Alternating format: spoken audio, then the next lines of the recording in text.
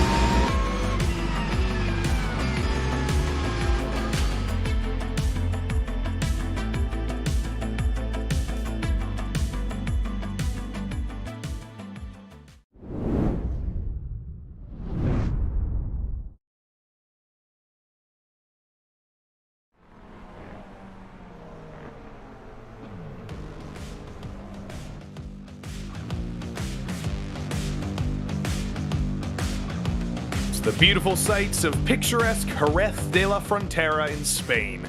Back in the Moorish period, about 1,000 years ago, it was known as Shirish in Arabic. Shirish eventually became Jerez, which turned into the current name Jerez, and also gave the name to sherry wine. There's a fact for all of you fortified, sweetened wine fans out there. But tonight, can Kevin Sandiego and Marlon McMullen fortify their championship lead? Will the battle sweeten with a few new faces and make Kevin and Marlon whine, though? Those are the questions we have tonight. So bienvenido a la round 7 of the PRL Production Car Challenge, live from the virtual Circuito de Jerez Angel Nieto. And round 7 of the PRL GT4 Sprint Series coming up a little bit later tonight, live from the virtual Indianapolis Motor Speedway. Hi everybody, my name is Joey Tebben, here alongside Nolan Rempel in the booth tonight. Our producer Connery Maddock is behind the scenes. We're past halfway in the championship here at Nolan. We're getting into the crunch times here with Jerez at the end of the season. Only 3 more rounds to go after this. If you're going to fight for this championship, you got to get going soon. You most certainly do. It has so far been a tight championship to contend for and tight fields here on Monday night as well. And it's looking to be a similar race here tonight with 31 cars across 2 different classes with the GR86s and the MX5s getting set to do battle as we get set to lock things down towards the closing end of the season here in 2023. And I can tell you right now, it's going to be one heck of a show right from flag to flag throughout tonight and throughout the remainder of this season as well. And as I mentioned, one of your MX5 stalwarts of the past couple seasons in the PRL, Kevin Sandiego, has been absolutely dominant this season. But look a little bit down the table, Sean Bancroft won his first race last week, and a few other drivers have been competitive in the MX5s as well. So it's not clinched for Sandiego whatsoever. Quite a few drivers down there in the order who are looking to fight for that championship. Marlon McMullen and Michael Lang have been a little bit closer in the GR86s over the course of the season. GR86s have been a little bit faster than the MX5s. They've been the ones taking the overall wins in the first 6 weeks, and Marlon McMullen has taken the majority of those, especially recently. Lang had a little bit of a hot streak at the start of the season. The team standings are a little bit more straightforward. They're not quite as close, I don't think. It's about 16 points in the MX5 Teams Championship, so it actually is closer. Forgive me there. Danger Kitty and Alibi Racing have been very close with the new Colton Easterday-led squad at Alibi and Kevin Sandiego racing for Danger Kitty. In the GR86s, it is pretty well separated with the Whataback Overdrive team, 51 points over Aerial Auto Art, but that could always come down. There are still 4 rounds left in the season for anything crazy to happen. We're about ready to get into qualifying here at Jerez, but before we can do that, we have to thank all the people who make all of these PRL broadcasts possible here on RaceSpotTV. First and foremost, we have Advanced Sim Racing. Owned and operated by passionate sim racers, Advanced Sim Racing designs and builds the sturdiest and most durable aluminum profile racing simulation cockpits available in the market today. All PRL members also get a 5% discount on ASR products using the Precision5 coupon code. Racebox Sim Racing offers mid and high-end button boxes for sim racing enthusiasts, from the casual gamer up to the most meticulous sim racing driver. Competitively priced and carefully handcrafted, their button boxes are an enjoyable addition to any sim racing setup. Visit RaceSpotTV and also get a 5% discount, also using the Precision5 coupon code. This coverage is also brought to you by The Butt Kicker. Butt Kicker products provide an incredible immersion and realism to every game. Feel every nuance and truly put yourself in the driver's seat with The Butt Kicker. And Mecha Sim Hardware is a small company from the Czech Republic, and their goal is to produce high-quality sim racing hardware. If you're looking for a high-end pedal set, handbrake, or sequential shifter, visit Mecha Sim Hardware's eShop right now to get you up to speed and check them out. And Moradness is a performance lifestyle brand motivated by motorsport and founded by professional race car driver Daniel Morad. For more information, visit moradness.com. And last but not least, it's Ninja Trader. Better futures start now. Trade the world's future markets with Ninja Trader and visit ninjatrader.com to access unlimited free trade simulation. And alas, it's time to start tracking some of these drivers' performance at the end of qualifying here. The ad reads might change, but the qualifying all stays the same. A couple of minutes left here in qualifying. In practice, Nolan, we noticed that this was a rare instance in practice where the MX-5s were actually a little bit faster than the GR86s around this place.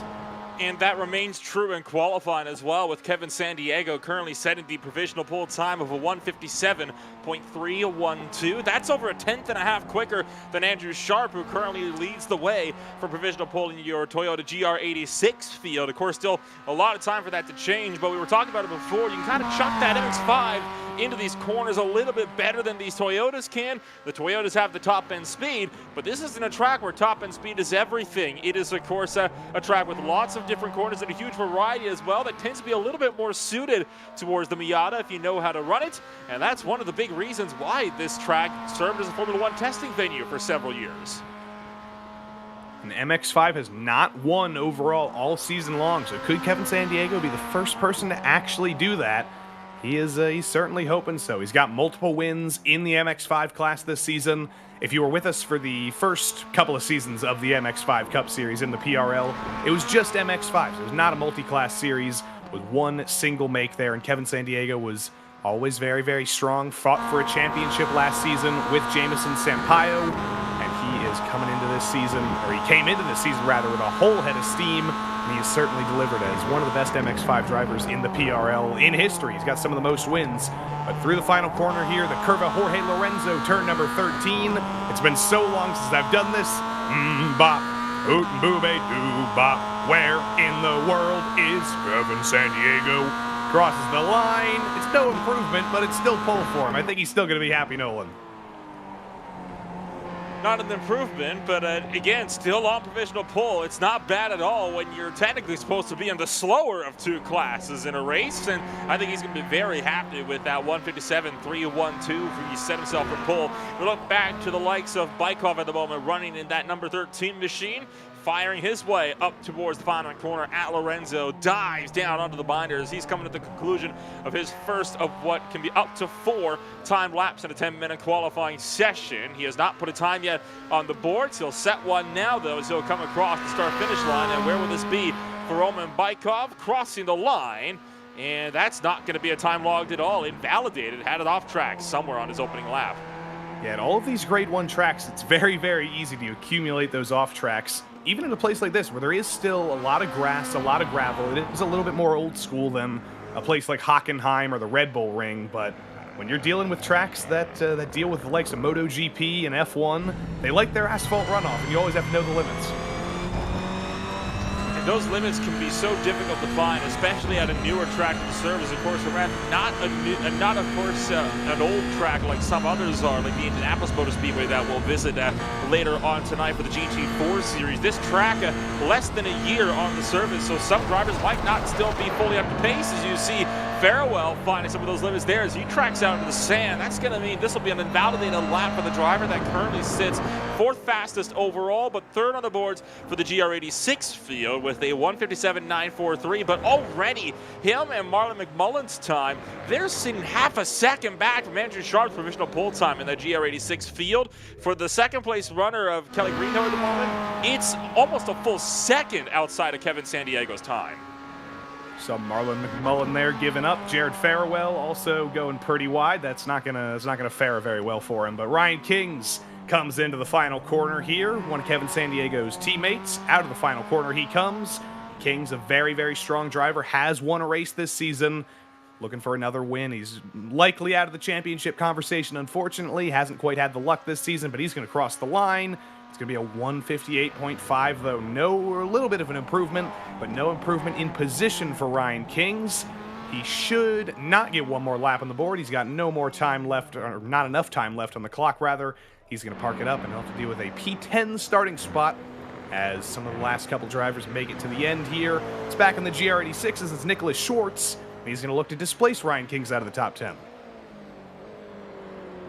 Diving down into that final corner and back out onto the front straightaway. He's trying to see if he can't punch his ticket up into the top 5 in a GR86 field here tonight, and top 10 overall. Has a whole host of Miatas currently in front of him, and it'll be a 1:58.294. So put that up for a solid 9th place then on the board. So not able to improve on his class position, but on his overall position, and shows that he still has some pace underneath that 44.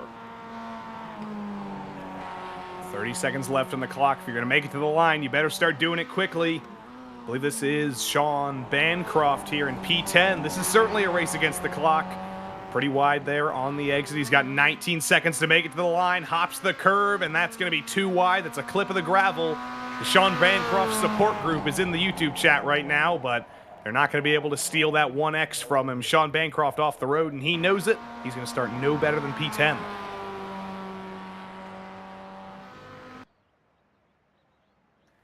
And there is the checkered flag. Alex Teeter gets caught out by the passing of time, unfortunately. And for the first time this season, it is not a GR86 who leads the field in qualifying. For the first time this season, it's an MX-5. And who else could it be but Mr. Kevin Sandiego on pole? I don't know if he's actually going to start on pole. I believe they might put him behind the GR86s. No, they will not. Kevin Sandiego will lead us to green here. The MX-5 ahead of Andrew Sharp in the GR86, searching for his first win of the season. Marlon McMullen alongside Jared Farewell, and then it's Eric Harmon and Jeff Evans, all Whataback on row number 3 in the GR86s.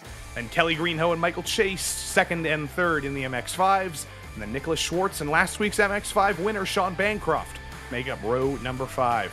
Ryan Kings and Andrew Venaro, 2 stalwarts of the MX-5s in the PRL on row number 6. And unlucky 13th went to Austin Bartlett Chase, it's old ABC, alongside Roman Bykov.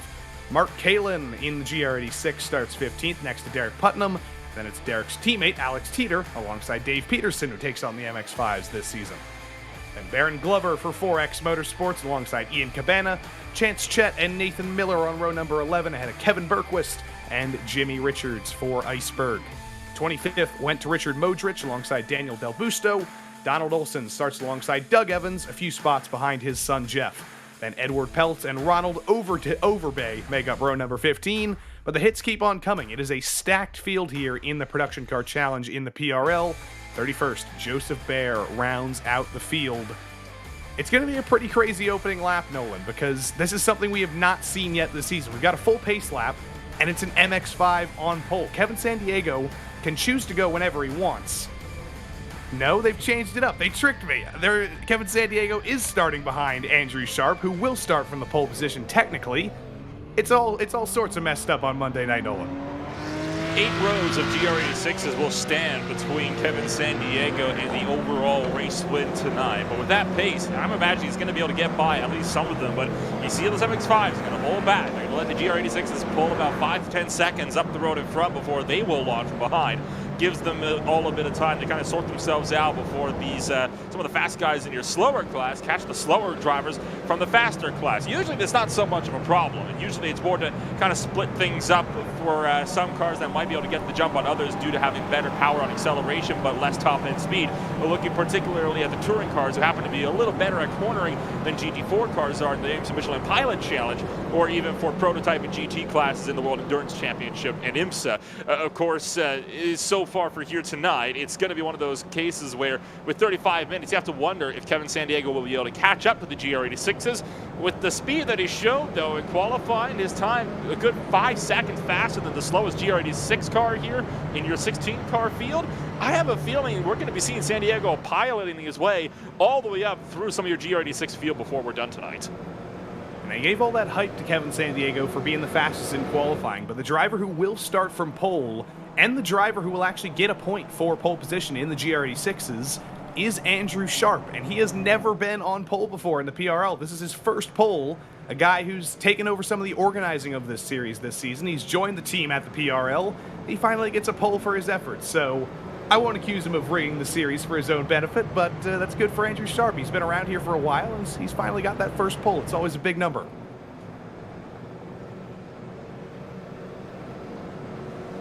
You see the GR86 field already stacked up and doubled up. They are ready to go, and they are chomping at the bit, wanting to get this race underway. And it's going to be a long wait around as we're going to be watching these 16 cars thunder off. And what should be an interesting race here tonight. You have to wonder, of course, how's the racecraft going to be? We don't see many races here at Jerez on the iRacing service, and for me, this is going to be a first one for me being able to call a race at this venue, and I've heard very good things. I've seen some good things here. Typically, it's more famed for being a motorcycle race track. You don't hear so much about car races here. That's all going to change, though, on iRacing here tonight. Notice that there is a chicane there around turn number 10 that is not used in this moto layout. Or turn 11 rather. That's the one difference between the moto layout and the Grand Prix layout. In the Grand Prix layout, you do take that chicane there at turn 11. In the motorcycle layout, you do not. You just go flat out through turn 11, and then you're on your business to the end here. We got about 20 seconds until the green flag, Nolan. I'm going to put you on the spot here. Who's going to win this race? I'm thinking it's going to be Andrew Sharp when we get all things said and done. Well, he's going to round the Sharp final corner here, turn 13. Andrew Sharp on pole for the first time in the PRL, looking for his first win in the PRL, but he's got the championship leader to his left side. The green flag is out at Jerez, or should I say the Verde flag. Andrew Sharp leads us to green at Jerez. A little bit further back in the MX-5s, Kevin Sandiego prepares to take the start, but for now, the field of GR86 is piling into turn 1. Good start up and down throughout the GR86 field. We're side by side with Nicholas Schwartz and Nathan Miller going side by side in the run down towards turn number 2 as we fire on the brakes. Meanwhile, a bit further in the background, the MX-5s just taking to the front straightaway. They'll file single file already across our finish, and already Kevin Sandiego with about a 3-car length jump over Michael Chase. Very, very orderly start there, and that is a very big gap that Kevin Sandiego gave this field. Any thoughts of Sandiego maybe taking an overall win? They've probably been hampered a little bit by that 26-second gap there, but he leads the MX-5 field over Michael Chase, over Kelly Greenhoe, over the fan favorite Sean Bancroft, and Ryan King's behind. It's a very familiar top 5 in the MX-5s. No real racing so far, but look for Sean Bancroft in that multicolored entry to peek to the inside to third place Kelly Greenhoe coming up the hill. Sean Bancroft, see if he can set up a run for that second place. And now that third place, in your MX-5 field. Get that run all the way down this back straightaway and in towards Dry Sack Bend. Can he jump on the binders? No, he cannot. Not in time to at least make the move, as it'll be still single file as you go through one of the tighter corners up on the race course. Now we enter a bit of an interesting segment. It's made up of a lot of sweeping one-line kinks, and each corner very, very quickly, but not a single one of them taken at the same speed or line as the one before it. Right here up the hill in turn 8. This is arguably the most difficult corner on the track. You saw in qualifying Jared Farewell having all sorts of issues getting understeer through there. It is a very, very long corner. It's a never-ending corner. Got to figure it out eventually, though. Crossing the line on lap 1, Andrew Sharp leads lap number 1, ahead of Marlon McMullen. but he is not providing any separation for himself. McMullen is leaving him plenty of company. I have a feeling it's going to be like that for the next 32 minutes. You can see the GR86 field, much like the MX-5s, has so far been very, very orderly in comparison to what we might have seen in races prior. It has been a very tame opening start to this race. Usually, when you get to races such as this one in production cars, it tends to be very hectic because you can get so much of a draft one with the lower speeds and the lower downforce these cars generate. But so far, everybody's been very patient tonight, and I think everybody so far has been looking to get acclimatized with the circuit and just kind of let things come to them and wait for the runs. We'll see if again there's any kind of move down the hill here for this field. Andrew Sharp has not been able to break away as much as I might have thought from McMullen based on his half-second jump in qualifying. But in the mid-pack, it's still right nose to tail, just like it was from lap number 1. Frequently talk about fuel saving in this series and in basically every road course racing series in the PRL. With such short races, when the races aren't long enough where you're going to change tires, a pit stop is going to be required, but just because of fuel. So that's the way that all these drivers think about strategy. They think about saving fuel, they think about minimizing the length of that pit stop. That doesn't come until about halfway through the race, so very frequently, Nolan, drivers aren't necessarily focused on racing in the first 17 minutes or so of the race. They're just focused on maximizing that pit stop. Unless you're Mark Kalin, though, you're definitely looking for track position right now. You're looking on board from the rear wing of Mark Kalin's machine back to the likes of Nicholas Schwartz, who has been starting to drop a bit further back. He's more focused on offense right now as he's jumping on the brakes, taking a wider line to Lorenzo. He's going to kick the back end out, and you see the wheel work having to go in to the number 62 machine. As that back end steps out, all of a sudden it's offense to defense. Nicholas Schwartz trying to get a run. He's got the speed down to turn 1, but he won't have the time to get up there to make that move. He'll brake and lift out early, and Mark Kalin will just hang on to that 6th position. Yeah, that is a Whatabag teammate behind him. Nicholas Schwartz, one of the drivers joining Whatabag this season, so not necessarily inclined to fight with Mark Kalin right now. They're going to do a little bit of team orders right now and stay in line. Tuning back into the MX-5 battle, Kevin Sandiego still leads, but he is not pulling away. Michael Chase is keeping him company, as is Kelly Greenhoe, as is Sean Bancroft for that matter. Kevin Sandiego, even with all of his pace in qualifying, can't pull away from Michael Chase just yet. I think Kelly Greenhoe here is definitely trying to keep things steady and just try to keep up with this fight for the 2nd and 3rd position, see if he can't come away with a podium. You see Bancroft just tucked behind, but starting to drop back for that 5th spot as well in your MX-5 field, or sorry, the 2nd spot. This is the fight for the lead. Got a bit confused by the GR86 car just up the road. That would be Joseph Blair. I talked about it, but it probably wouldn't be long considering Kevin Sandiego was several seconds quicker than the next slowest GR86 car. Well, they've caught up to that GR86 machine now, and Michael Chase trying to see if he can't use that to send one out the inside. Didn't end up happening though. Kevin Sandiego holds firm. It's going to be a tough section to catch this GR86 though. Very, very fast corners, single groove. Kevin Sandiego going to try and hold his nerve here. Peeks to the inside into turn 8. Joseph Bear kind of throws it off the road and opens the door for all 3 of your MX-5 leaders. That makes things pretty easy. The door opens wide. Sean Bancroft's going to get around the outside of him as Michael Chase tries to challenge Kevin Sandiego around the outside, but can't quite find the grip. Kind of got the door slammed shut in his face as Sandiego tracked out on the exit of Angel Nieto. Will move through up towards that what usually would be a chicane, but not so much anymore. Out of Ferrari, down to Lorenzo. A move potentially into the final corner. Makes the look, tries to go for the send, but Aaron Glover in trouble there through the final corner. Somehow ends up in the pit lane. I don't know if that was deliberate or if he just ended up hitting the wall. We'll take a look when we can, but for the driver from 4X, unfortunately, he's got his first 4X out of the final corner. Definitely not deliberate whatsoever. Potentially the worst possible place to spin, because you got to decide, do I want to back out onto the track? Do I want to just go through pit lane? He goes through pit lane and then writes off that left front tire, that right front tire on the curb. And he is now going to be effectively out of this race as a result. We check back into this fight here with the MX-5 leaders as we rock it around. Ryan King's around from 5th place, fighting for the podium. Ryan Kings, who's had a ton of bad luck over the past couple of seasons. It seemed like it was finally turning around, but the luck has struck Kings once more. Or was it luck, or was it a little bit of help as Austin Bartlett chased behind him in the sort of tequila sunrise colored car with those gradients through turn number 2. Now, Kings loses it all on his lonesome and takes Austin Bartlett chase with him. It's going to give Chase a bit of damage on that front bumper, but luckily these MX-5s can take a hit or two, and the front end is typically the best place to have that hit. These bumpers, of course, are capable of being ripped off without too much damage being put down on the car, so hopefully that won't lead to anything for him. Andrew Sharp under fire. McMullen trying to go over-under through the final corner. Gets a great drive out of that last corner. We're side by side for the lead down the pit straight towards turn number 1. As Marlon McMullen would say, he gave it a little bit of jandle there off of the final corner. He's going to be side by side with him into turn 1. McMullen not interested in saving fuel right now. He wants track position. He's not going to get into turn 1, though. He's going to try and go for the switchback once more. Into turn 2, he's got the inside on Andrew Sharp. It's a tight corner, and McMullen gets the position. The driver who's won 4 out of 6 races so far this season, he might just go for number 5.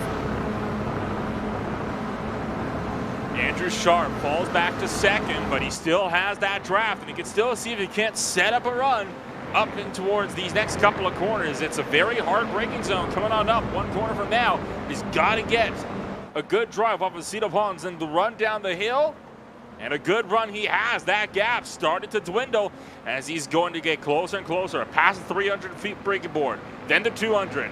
Down to the 100, but not close enough to lick the stamp and send it. Hill's tucked in line, and I think he's more content to try to save fuel now behind McMullen, see if he can't set himself up for pit strategy. You definitely got to think differently if you're in Andrew Sharp's position right now, because he's probably feeling first win mania right now. He desperately wants to get that first win. He's been trying for a couple of seasons, but it's always a difficult position because you both want to get aggressive. You want that first win. But that's also when we've seen a lot of drivers make those critical mistakes and lose races because they're just pushing a little bit too hard. McMullen going to continue to make that move on Andrew Sharp as he will still work to set that move up, but Andrew Sharp is all being patient. He's not forcing the issue here. He's not trying to make looks out. I think at worst, what he's going to be trying to do here is try to get himself set up to kind of pressure McMullen into a mistake. But at the moment, McMullen has been holding very strong, and he's going to continue to hang on to that lead for 1 more as we take 25 minutes to go. We are 10 minutes deep into a 35-minute affair here tonight before we swing back over stateside to the Indianapolis Motor Speedway for the GT4 series. But it's been a good race so far. Lots of good battles on the racetrack at the moment. Sharp a little bit too far back to go for the move into turn 1 that time. There was a move back in the MX-5s, though. The YouTube chat will be very happy to hear that Sean Bancroft is moving his way forward. He's making his way downtown, or uptown for that matter. He has gotten by Kelly Greenhoe for P3. Unfortunately, in the process of battling for that, he's got about 3 seconds up the road to Michael Chase. So while the battle in the top 3 in the GR86s stays close, the MX-5s are separated a little bit as 3rd and 4th battled side by side for a couple corners. Andrew Sharp, though, gets a good exit up over the top of the hill. It's not the longest straight in the world, but it is the longest straight in the track. Not going to be close enough to go for the dive just yet, though. Maybe if it was the last lap he would, but right now he's content to keep sharp and stay behind.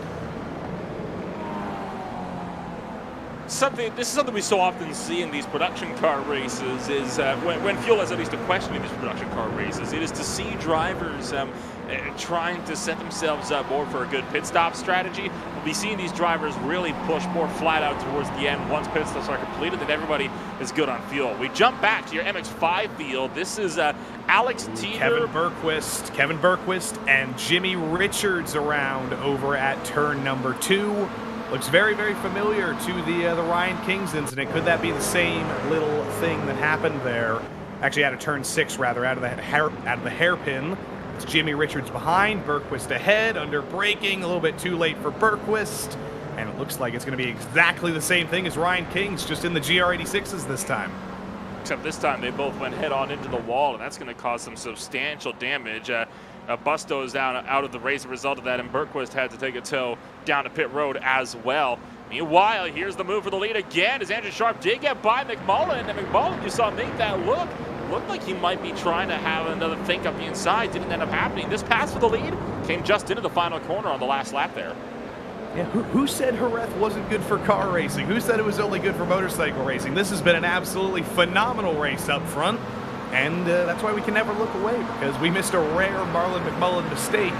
Andrew Sharp gets back ahead now. It's advantage Sharp, but McMullen's made the move before. He knows that, and he's likely going to try and go for it into the hairpin here, up over the top of the hill in turn 5. Another corner that's a little bit longer than you expect it to be. Sharp gets a little bit wide. McMullen's going to have the run down the back straight this time. Closing in, makes the look. Backs out, he'll tuck back in line. I think just enough to go defensive against Farewell right behind. I think that's the other big thing as well. He's not only making these looks to try to pressure Andrew Sharp, but it's also to make sure that Jared Farewell can't get by for that second spot, because it is worth noting those two teammates are able to link up with one another here. That's going to mean disaster for McMullen. This is going to be almost impossible for him to be able to break through to the front when you got two teammates that are going to be looking to work together. And Nolan, you know what all this fighting in the top 3 is doing? It's really harming these guys, because Eric Harmon has made up an absolute ton of time. He's up into the top 4, and it's a 4-car battle now. He's closed up all that gap. Last lap by, Harmon was at best 4/10 quicker than the third and first place drivers, a full second quicker than McMullen, who's running in second place. McMullen again closing in for the lead. Breaks way early for that second corner. And Jared Farewell to the pits. It's a tricky pit lane. You've got to get on the brakes even earlier than you would if you were taking the corner normally. Farewell splits from his teammate. He's going to be the first taker on pit lane. It's a spinner in the back. That's Nicholas Schwartz. He's going to try and get out of the way. But this is an interesting move. I think Jared Farewell basically saw what Eric Harmon saw. The top 3 were holding each other up, and he said, I want no part of this. I'm getting clean track. I'm bringing it down pit lane. The question is, though, is he going to exit pit road right around your MX-5 field? Because if he does, that's not going to mean good news for Jared Farewell. As we look back at some of your MX-5 fights here, this is with Greenhoe and Bancroft, and they're going to come out right behind Jared Farewell. Farewell exits right behind the MX-5 class leaders, but the fight for third is on in MX-5. Greenhoe trying for the outside. Bancroft fends off to the inside. Will it be a crossover move for the Danger Kitty MX-5? It will not. Sean Bancroft up to third. Always good to see the camera of Kelly Greenhoe, one of the many drivers who always provides his zoom to us here on Race Spot. Always love to see the drivers' smiling faces, or occasionally not smiling faces. Kelly seems pretty focused right now. Sean Bancroft, though, on full defense mode right now. It's always a tough job having Kelly Greenhoe behind. He's a very, very savvy driver in these MX-5s. He's very, very savvy through turn 5. He's got the run down the back straight. Is he going to give Bancroft a little bit of a bump draft? No, he's not. He's going to pull to the inside. It's going to be another dive for Kelly Greenhoe, trying to get back onto the podium. Bancroft's going to fight it on the outside, but he does not have physics on his side. Shorter radius, shorter corner. Kelly Greenhoe back to third.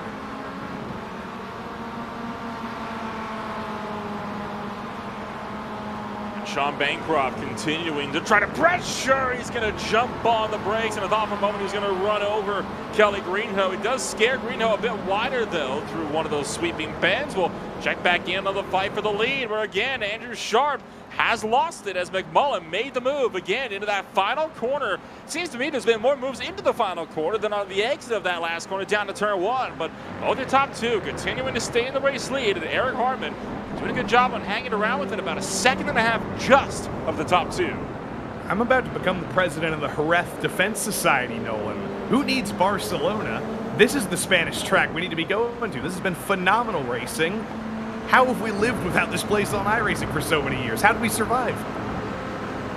I have no idea. I mean, it is such a fantastic track for racing, and of course, I am slightly biased here against Barcelona, but it does flow, I think, a lot better than Barcelona does. Barcelona feels very just, one corner, and then it's another corner, then it's another corner. This track, everything's got character. There's a lot more, not even a lot of more elevation change, but it just feels like the track flows and ebbs so much more that you can't get from something like the Circuit de Barcelona Catalunya. And I think for these production cars, the track is a bit smaller too. So I do think it's a good size for these more lower powered cars as well. I think we're all biased towards Barcelona. I think everybody in their heart, except some strange people. I do know some Barcelona fans, but that is that's definitely a track that drivers aren't happy to see when it comes on the schedule. But from now on, everybody's going to be circling Jerez as the absolute craziness show. It's been some great racing so far, and Andrew Sharp wants to make it even more up through the final section of the track. These very, very high-speed corners. Not exactly flat in these cars that are essentially production cars, as per the name of the series. Very little downforce, also little power.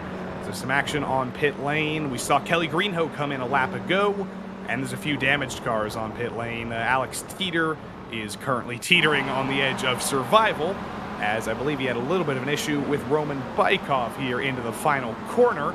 Bykov elects to come in. That's Teeter on the outside there. Unrelated, and I think it's just a spin coming out of the final corner. No, not yet. He's good for now. Side by side down the front straight with one of the MX-5s. Oh no! That's just a block gone wrong.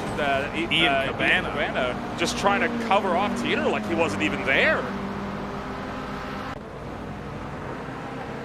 Sean Bancroft on pit lane. Mark Kalin on pit lane as well. We're past halfway in the race, so it is definitely time for those scheduled stops. There is the beautiful highlighter yellow GR86, not biased at all, of Mark Kalin.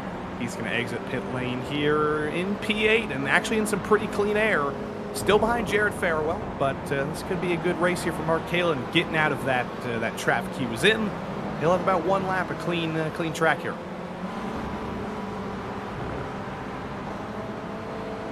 And that one lap of clean air can be absolutely game-changing if you can absolutely play your cards right. But of course, the air has to be clean. We've seen some drivers already come out right in the midst of other battle packs, and it hasn't led to some optimal results. But for Mark Kalin, he has got nobody around him. The next closest driver is several seconds up the road, and that would be Jared Farewell.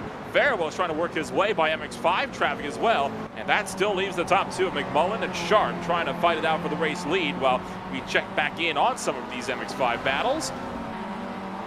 As this would be Kelly Greenhoe once again, fight it out now with Venner down the field. Venaro, excuse me. Now I'm very, very confused here, Nolan, because Sean Bancroft was in his box for 6 more seconds than Kelly Greenhoe was. Greenhoe had a longer overall time on pit lane, though. So what has happened to Kelly Greenhoe? Did he make a mistake entering? I don't know what happened, but Kelly Greenhoe has had an absolute shocking time on pit lane, and I think we might just get to see here. Coming on down. Didn't come in this time. Look at that final corner. I wonder if he's just come out right around Venaro here, as we'll keep watching on this one. Down that pit straight. Oh, here we go, jumping back a bit further. This is Greenhoe. Now, that is with Sean Bancroft. We can see down in towards turn number 1. And on the exit, Bancroft. Yeah, this is the battling beforehand. We're doing a little bit of RaceSpotTV incident diagnosis here. We got Dr. Connery on the scene. Here is Kelly Greenhoe exiting pit lane. I think it may have been before that, because everything looks okay here, exiting pretty straightforwardly. So it must have been on entry somehow. There must have been some kind of mistake. Or, alternately, did he miss his box? I think that may actually be what happened here. We ride on board with Greenhoe. Yeah, he completely missed it. Well, there you go. So that is indeed what ended up happening. Just not even missing the box, he just failed to turn in for it. That's a big mistake as well, because that's not just a simple case of backing it back up. But the angle it was at, he would have had to have reversed that car and then go back forward into it, which would have cost him several seconds, as you can now see Ryan King's down at the pit row while the battle for the overall race lead continues to go out. And McMullen and Sharp, they're not taking the strategy like a lot of other drivers did of pitting around halfway or pitting as soon as you can make it to the end. They're going to run these tanks dry before you see them come down to the lane. And that's a long stop for Ryan Kings, by the way. I think he may be joining the Danger Kitty Pit Lane Hatred Club, because I think he may have gotten an unsafe pit entry penalty. He's been in there for 39 seconds. That seems to say penalty to me. And also, Sean Bancroft did just have a very long stop. I think he overfueled the car. He didn't make a mistake driving-wise. He made a mistake in probably checking his fuel to put a little bit too much in. So the battle for third has kind of been decimated in the MX-5 class. The battle for the lead in the GR86s rages on. All three of these guys up front still just waiting as long as possible to come in. Is that good for Jared Farewell? Doesn't seem like it. He's been stuck behind Kevin Sandiego for a little while now. Sandiego finally comes in, but Farewell has only been about a tenth or two faster than these two leaders on the last lap. I don't know if that's going to be enough for the undercut. Kevin Sandiego has made his way down into pit road. That is the MX-5 class leader, so that's one pit stop now that won't have to be made until throughout the rest of this race. On board with Andrew Sharp. Ryan goes to McMullen. He's not going to be close enough, though, to make a look this time by down turn number 7. And no peek to the inside this time. Riding on board with Andrew Sharp. We're going to do a little bit of a track day here with Andrew Sharp as we ride on board in the hills of Spain. Very, very close to the back of McMullen, and I'm still wondering, Nolan, how much further can they go on the tanks? How much further do they want to go? Do they finally just want to get this out of the way and make sure they're covering off Farewell? I think at that point, that's what he's got to be doing. He's trying to see if he can't cover Farewell, who sits about 27.6 seconds just behind, just back in that 7th spot overall. So it's not a lot of time you can afford to waste in pit road here. It, of course, will be a splash and go for a lot of drivers here in this field as Sharp will continue to try to charge after Marlon McMullen. I have to wonder if he's going to pit here. Yes, he will. Diving down to the pit road is Andrew Sharp. He's thinking like his teammate, now going for the undercut. All right, here we go. It's time for the split. McMullen stays out. Sharp and Harmon both in, though. Now it's a question of who has been able to save fuel, if anybody. Here comes Andrew Sharp. He's going to make it into his box pretty straightforwardly, all the way to the head of pit lane. Very easy stuff. When you're the pole sitter, that's probably the best pit box to be in. Sharp pulls in, Harmon pulls in behind him. Now it's a waiting game. It's a shorter stop for the GR86s than the MX-5s. A little bit less fuel needs to be put in. There goes Eric Harmon. There goes Andrew Sharp, and it's going to be a very, very close run off of pit lane. It's a great stop for Harmon. Harmon, I think, even managed to close in a little bit up to the likes of Andrew Sharp. And remember, he was sitting about 0.8 of a second out when they came down to pit road. That gap going to be about a couple tenths shorter now. And right behind, there is Jared Farewell. But important to note, Andrew Sharp out in front of his teammate. That's going to be big because that tells me if McMullen can get the fuel number right, he's still going to come out with a potential race lead here if he doesn't opt to take the tires. I don't even know why you would. You definitely don't need to take tires, but here we go up over the top of the hill. Andrew Sharp just needs to hold off Eric Harmon, I think, here, because if they end up racing with each other, that basically gifts Marlon McMullen the win, because we saw the amount of time that was lost just running side by side with the MX-5s for a quarter of a lap. But these guys, if you run side by side for second, you are basically giving the race win to the leader, but they're a little bit too far back for that to happen. Here is your race leader, Marlon McMullen. Likely can't go for much further. He's probably going to bring it in this time. The tanks of these GR86s are running dry here. And out of the penultimate corner, are we going to see Marlon McMullen take a hard left here? Yes, we are. There he goes, hard onto the brakes. Make sure not to clip the grass. Now it's a race off of pit lane. Had to jump on the brakes again to avoid speeding entering pit road there, but it's worth everything to try to throttle up that little extra bit and then have to jump on the binders just to make sure that you could save those extra thousandths of a second, because that's all it could take to win or lose a race off of pit road here. Does he get into his box perfectly? It looks like yes. So Marlon McMullen into his box. Here comes Andrew Sharp around through the final corner, and McMullen off the jacks, already on his way. This is going to be tight here on pit exit. Andrew Sharp closing in, trying to get by McMullen. McMullen, though, is out of pit road, and he's going to beat them down to turn number 1. Marlon McMullen retains the race lead. He does, and he's got to run down this short straight into turn 2, but Andrew Sharp still 1.5 seconds behind. He was quicker in qualifying. We know he does have a little bit more pace. Now it's a question of can he bring that down? He's got 8 minutes 30 to do it.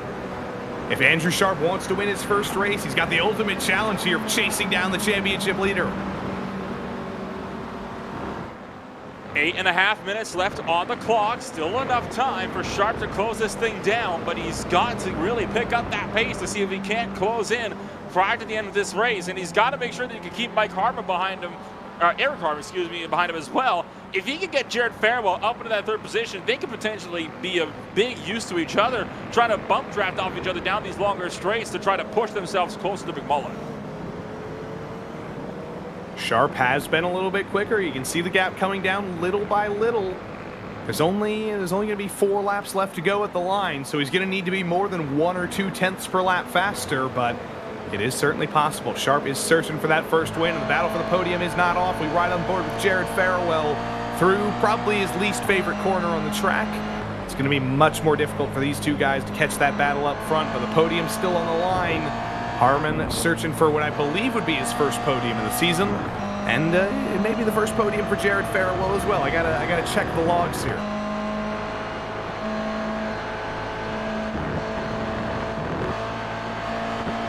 On board Farewell, still doing a great job on keeping even with Eric Harmon up the road, not losing time, and now clear to try to push towards the end as well, as he's going to try to close up and get himself a podium finish before the end of this 35-minute race. But time is quickly starting to run out. Less than 5 laps to go. If you're going to make a move, now is the time to do it. Full disclosure, Eric Harmon was in the podium in round 1, and Jared Farewell has been in the podium for 3 times this season. So that's what happens when I miss 6 weeks of Mondays, Nolan. I lose track of the stats. I can't say I blame you. PRL is a lot of series that. Yeah, there's a lot of numbers to keep track of. There are so many numbers. I've been guilty myself of getting stats confused among these series from time to time. Well, he's searching for his 4th podium here. Eric Harmon searching for his 2nd podium. We'll see who gets on even digits before the other. Speaking of data, on that last lap, Marlon McMullen, it was an outlap, so 2:03.1. Andrew Sharp only brought the gap down by about 1/10 of a second, and it's expanding continuously now, up to 1.4 seconds, under braking into the hairpin, comes down as low as 1.1, but McMullen is just managing this gap, not letting Sharp get much closer.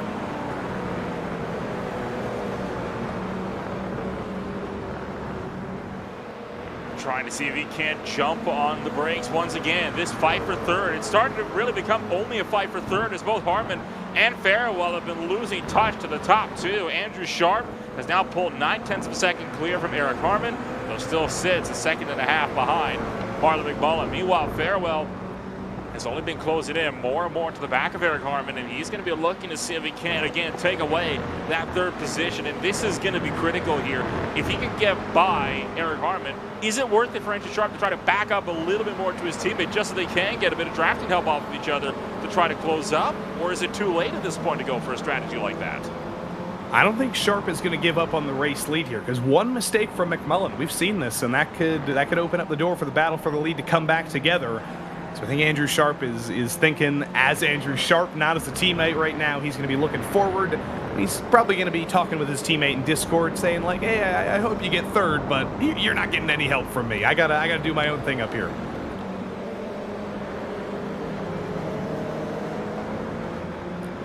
That'd be an interesting place to be, the Aerial Auto Art Discord around race time. There's probably pretty good atmosphere right now. It was probably better when Andrew Sharp was leading the race, but there's still 3 laps to go. Anything can happen. Sharp's not giving up.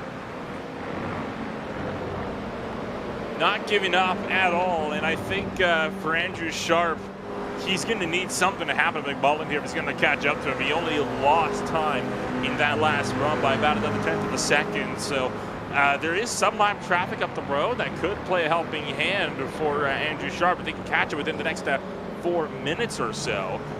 But meanwhile, Jared Farewell continues to reel in the gap up to Eric Harmon as we'll try to get things sorted. This is going to be, I think, an exciting run down towards the end of this race, especially if Farewell gets side by side. He could very well ruin Harmon's chance on going for a race win. And there is that lap traffic that Nolan mentioned up ahead, but the battle for 3rd rages on here. This is the closest Farewell has been. He's been practically on the bumper of Eric Harmon for the entirety of this lap. Harmon extends it a little bit up over the crest there of turn number 11 through turn 12, basically flat out here. Turn 11 rather, basically flat out through turn 12, absolutely flat out. It's a decent exit for Farewell, but again, too far back to take a peek to the inside into the hairpin. He loves doing this switchback off of turn 13. He's hard on the throttle. He's not going to be close enough to go for the move this time. In the process, though, Harmon and Farewell have both been faster than Andrew Sharp. And for that matter, they've both been faster than the race leader, Marlon McMullen. It's going to be a little bit too late for them to fight for the race lead, though, but the battle for second might be on now with Andrew Sharp. And Farewell to the inside, contact! Oh. That's gonna muscle Harmon up and wide, once, twice, three! They're banging doors still, Harmon into the gravel and almost around. They hit each other about 3-4 times in the span of just turn number 2. Harmon was not a happy camper.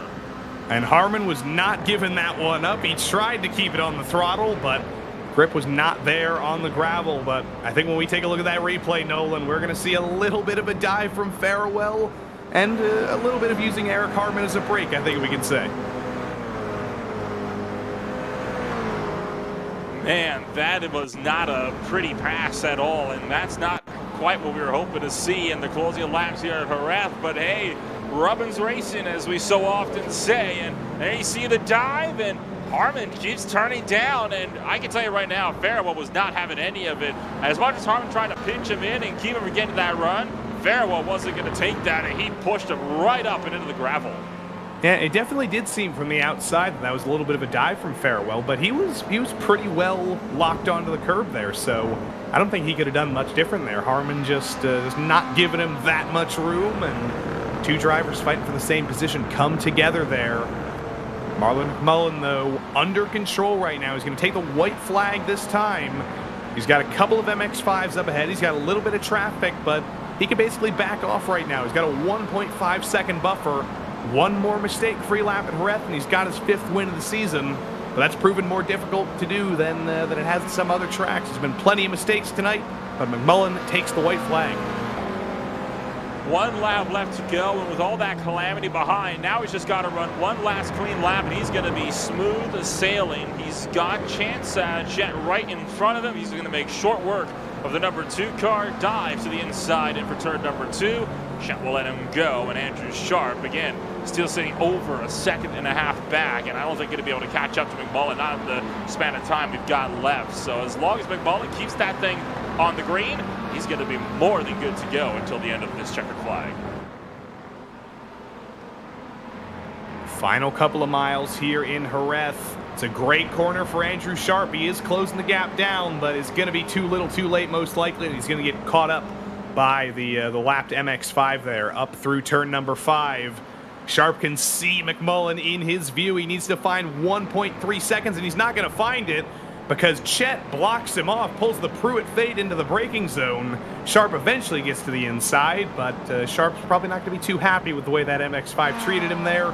McMullen, though, going to be very, very happy with that. And we can't forget Kevin Sandiego a little bit further back. He's pulled a massive gap over Michael Chase. He's coasting to the finish as well.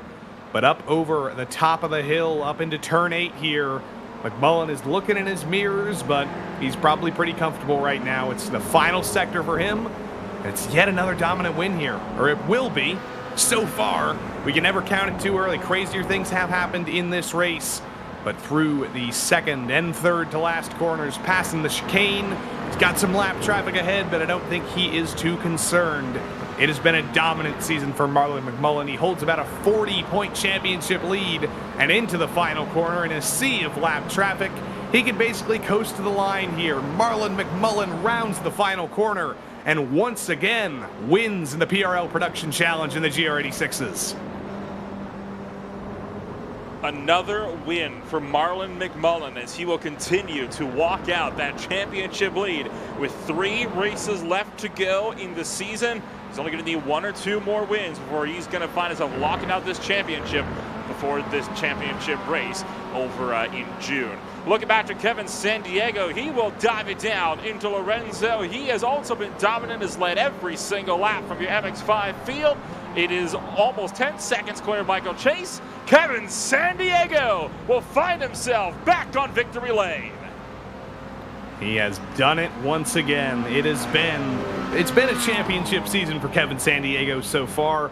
this was definitely the drive of a champion. All of his rivals ran into assorted amounts of trouble. Michael Chase is going to come home eventually in P2. And then you've got to go about a third of a lap back to third place Sean Bancroft, who likely could have been fighting for the win, could have been fighting for second place, but a mistake with the fuel, 6 extra seconds on pit lane, takes him out of the fight for second. Kelly Greenhoe did get back into the fight for third, though couldn't quite take it back after his pit lane faux pas. Derek Putnam has had a very, very quiet day, but sometimes that's deserving of a shout-out. In a race that's been as crazy as this one, the fact that we haven't said Derek Putnam's name once, that means he had a pretty clean day. What a ride for a lot of drivers today, and Putnam included. I mean, he found himself in a bit of no man's land for a good majority of this race, but still finished overall on the lead lap and in a good position in his own class as well, right about at the midway point. So some decent points coming away for that 71 Sperati Motorsport machine as well. What a day we've had at Jerez. What a buenos dia it has been, a buena dia. And Marlon McMullen comes home victorious. Ahead of Andrew Sharp, was on pole for the first time, couldn't quite get that first win, but that's going to rile him up. He's going to be searching for that first win next week. And Jared Farewell came home for the 4th time this season on the podium in 3rd. Eric Harmon came to blows with Farewell and did not come home with the podium. He did come home ahead of all of his Whataback teammates, though, ahead of Jeff Evans and Mark Kalin, and Nicholas Schwartz down in 10th. It was Nathan Miller in 7th, and then 8th overall, but first in the MX-5s, it was Kevin Sandiego, dominant in the MX-5s, ahead of Minnesota's own Michael Chase. Then P11 ended up going to a driver who I might have to research a little bit more. I'm going to have to start hearing about his lore. Sean Bancroft comes home in P11 and in 3rd of the MX-5s on the podium. Then Kelly Greenhoe 4th ahead of Jimmy Richards, Andrew Venaro, Austin Bartlett Chase, Doug Evans, Roman Bykov, Derek Putnam, Baron Glover, and Richard Modrich down to P20. But the hits keep on coming. We get to our one lap down drivers. Donald Olson was the final driver to go one lap down ahead of Joseph Baer, Chance Chet, and Ronald Overbay. Dale Peterson's coming tomorrow in the GT3 series. Edward Peltz, Ryan Kings, Kevin Berquist, Ian Cabana, and Alex Teeter all ran into assorted amounts of trouble. We get into the used car lot here down at the bottom with the likes of Teeter and Cabana with heavy damage. And last but not least, in 31st, Daniel Del Busto only made it through 6 laps of this race. That's 18 laps at Jerez, Nolan, and it has been an absolutely crazy race. I think it's about time we talk to our race winner, and I think it's going to be a very, very happy race winner, because we've got Marlon McMullen back in victory lane, and that was one of the most hotly contested races of the season, Marlon. How was that at Jerez for the first time? Oh, that was well, not crazy. It was just really enjoyable. It was just so hectic trying to push out any bit of a gap, but there was just none ever created. So it was just attrition all the way from the start to the end. So it's going to be a pretty big championship lead, I think, for you after tonight. We've got 3 more rounds to go in the season. Are you starting to ride on a little bit of cushion, or are you going to be pushing as hard as you ever have for the final 3 weeks? Not even going to think about it till after it's all done, and then even after it's all done, I still won't believe it. That seems to be the champion's way, but congrats on the win at Jerez, and do you think we'll come back here next season? Are you excited for that? Yeah, I think they're doing it in the production. I had a look at the calendar, so that would be interesting. I didn't mind it. I mean, obviously, it really tightened everyone up tonight, so that's what we want, you know. So the drafting is good, and yeah, it's just a bit hard to pass around you, but we sort of made it work, Andrew and I, and yeah, he really did really well today, and even Jared. So they definitely had a superior setup to me. Like, I think I missed it this week, but in all saying, they were driving really, really excellent. So, you know, big shout out to them. They did really well, and speaking of shout-outs, thank you to Advanced Sim Racing, RaceSpot Sim Racing, Buck Kicker, Mecha Sim Hardware, Ninja Trader, and Muradness. And we want to shout out all those people, too. Congrats on the win, Marlon, and we will see you next week, Mr. Race Winner. Thank you so much. Marlon McMullen victorious today. Your pole sitter came up just short in the race, and he's going to be with us here second. Andrew Sharp is with Nolan Rempel.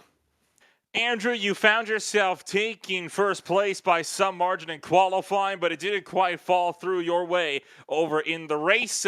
Obviously, Kevin McMullen was on a charge here tonight, but you still find yourself on a runner-up with some decent points exiting Jerez here. Yeah, finally, had a good quality, and I feel like I had some bad luck this season with packet loss and all sorts of other random stuff. So tonight felt good. It was a lot of fun racing with Marlon. just a little bit too slow on the pit stop, and that's what cost me here. So other than that, good result.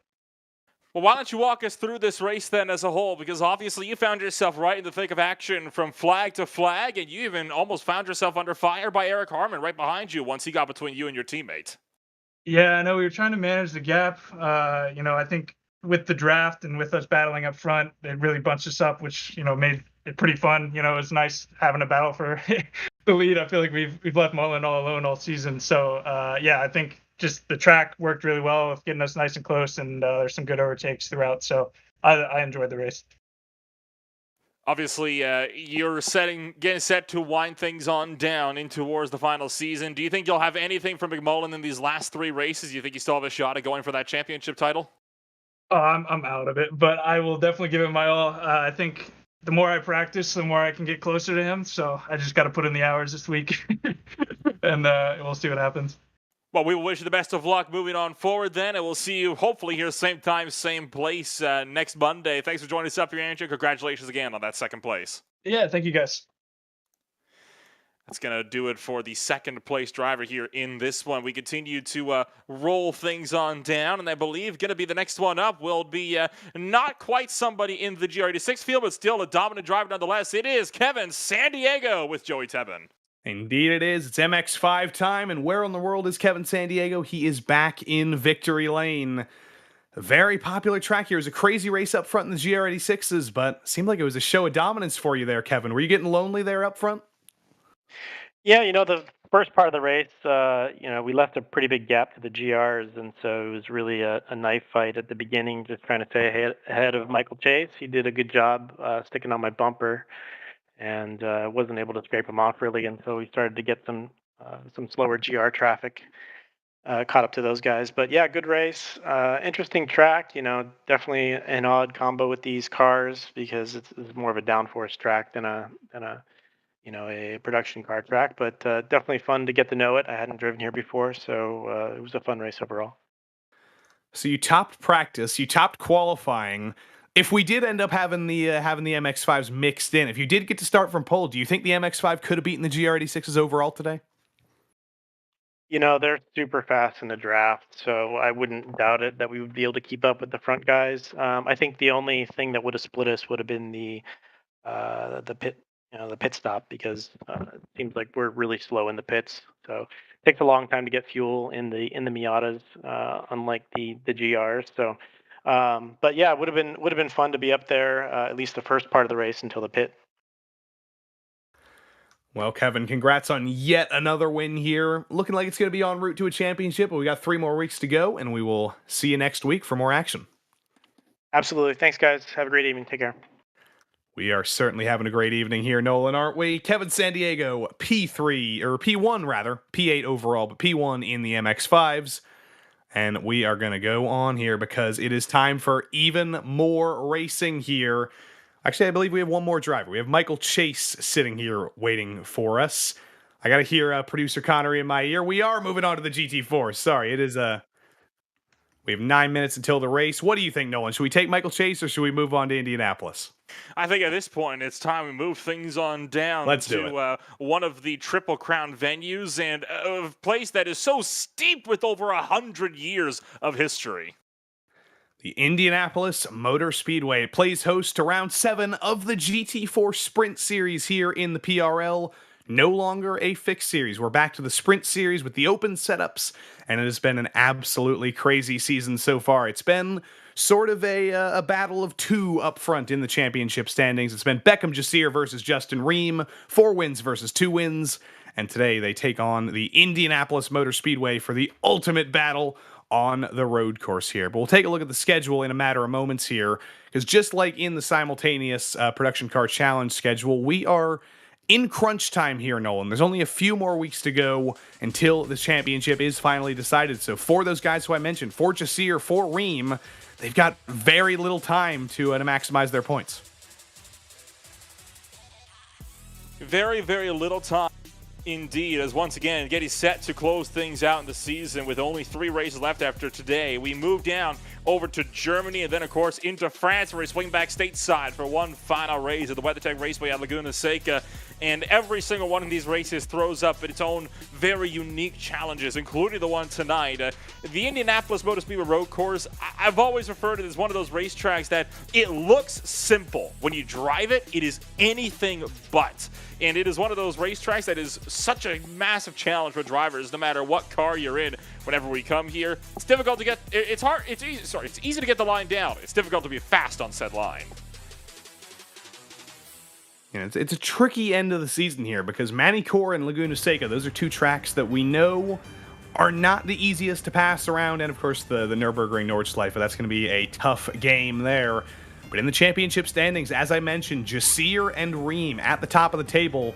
Both of them have one DNS each, so that's going to essentially guaranteed be their drop week. In the PRL, you get one drop week in a 10-week season, so both of them basically need to get every single point they can get because they cannot afford any bad results. Third place, Nicholas Riceputo might not be entirely out of it if he can have a good run here at the end of the season, and Nicholas Belmont in the fourth position is also mathematically in contention. Technically, Mathieu Fortin, Hugo Gallo, Miles Brown, Walker Caton, David Richards, and Michael Terrafino bring us down to the end of the top 10. Terrafino, of course, the GT3 fixed champion of the last two seasons, doing his best at the GT4s this season. In the teams championship, it is a little bit closer between the top three, as Walking Pace Racing sits at the top ahead of Atomic Racing. They are they're spreading across the series. It's not just F3 anymore. It's not just GT3. It is GT4 for Atomic as well. Team Beef as well are increasing their footprint ahead of Race Factory and Radicals Online. The Glizzies of Attrition, which may be the best team name in racing history. Then Delta Sport, good name in and of itself. Apollo Racing Club, Drive Trainer Motorsport, and the Maradness M Squad round out the top 10 in the teams championship standings. But it's about time to get to qualifying here at Indianapolis, Nolan. And we can talk about teams all we want, but it's still going to be talking about those two drivers up front, Beckham Jasir and Justin Ream. They're still the two fastest in the field, and it's going to be a battle of the Titans here at Indianapolis. And we'll certainly will. Indianapolis Motor Speedway, a track where so many Titans have come and done battle against one another. We're getting set to see some more race it out over here tonight for what will be 40 minutes of racing action in just about 5 minutes time, with qualifying currently underway. And just like we saw in the GR86 and MX5 field, it is a packed house tonight, with so far 23 cars have been set times, 24 drivers registered into the session. And the times aren't too far away from each other either. It's only about a 4-second spread from top to bottom, and the top two at the moment in qualifying separated by only 35 thousandths. 35 thousandths of a season. Before the race, or before the session started, we were kind of joking. You know, when we saw Indianapolis on the schedule, were we thinking, will it be the road course, or could we have a GT4 oval race for once here? And I'd say 35 thousandths that's more of an oval gap here. GT4's on an oval. I've never actually tried that. The thought has never crossed my mind. I know some people have actually tried GT3s, and in fact even GT1s on the ovals, but GT4s would be a new one. I don't think it'd quite work at a track this large for the ovals. They'd be more of a short track than you'd be seeing these cars at. We gotta try it though. One of these days we're gonna try it. I'm just thinking back to when I used to play like Forza 5, and you could take whatever you wanted around the Indy oval. It's some crazy stuff, so maybe it's an experiment for the future. You can still do that in the iRacing sim here as well. You can take any car you want and throw it onto the Indy oval. It'll go around. I can't promise it'll be fast or even fun in some cases, but you can do it. There's nothing stopping you. Yeah, it's especially not going to be fun if I'm on my own. I gotta get a group of people doing this. I think that's the big thing. No, even when you're running open wheel cars around here, very fast open wheel cars, which we won't be saying which ones they are, it's not too fun if you're on your own for very long. It's one of those things, you get the thrill out of it for the first little while, but the novelty can wear off quickly though, unless you're in a big pack of cars, which is why certain events tend to be oh so popular. But GT4s on the Indy Oval, you've given me an idea if I ever get bored on Saturday night. Oh. Saturday nights, I'm interested, I'm free. I think I'm gonna have to hop in for that. But in qualifying, you can see Justin Ream here on pole for the moment, ahead of Walker Caton, who has shown speed this season, has had quite a few good runs, hasn't quite had the speed for pole or for a win, but being this close for Justin Ream in that McLaren, which has been very, very strong at tracks like this This could be as good of a place as any for Walker Caton to get into victory lane for the first time. Hey, first place to start would be to get yourself in a good qualifying position in front row. Not a bad place to start at all. And he has the advantage for turn 2, right? When the track kind of cuts back. The one bad side of starting on the outside row is that it is an almost just over a 90-degree right-hand corner with one monstrous curb on the inside of the racetrack, and it's going to make it very difficult always to try to hang one around the outside, and he can very well find himself instead fighting for third instead of fighting for first if he can't get a good drive out through that opening corner.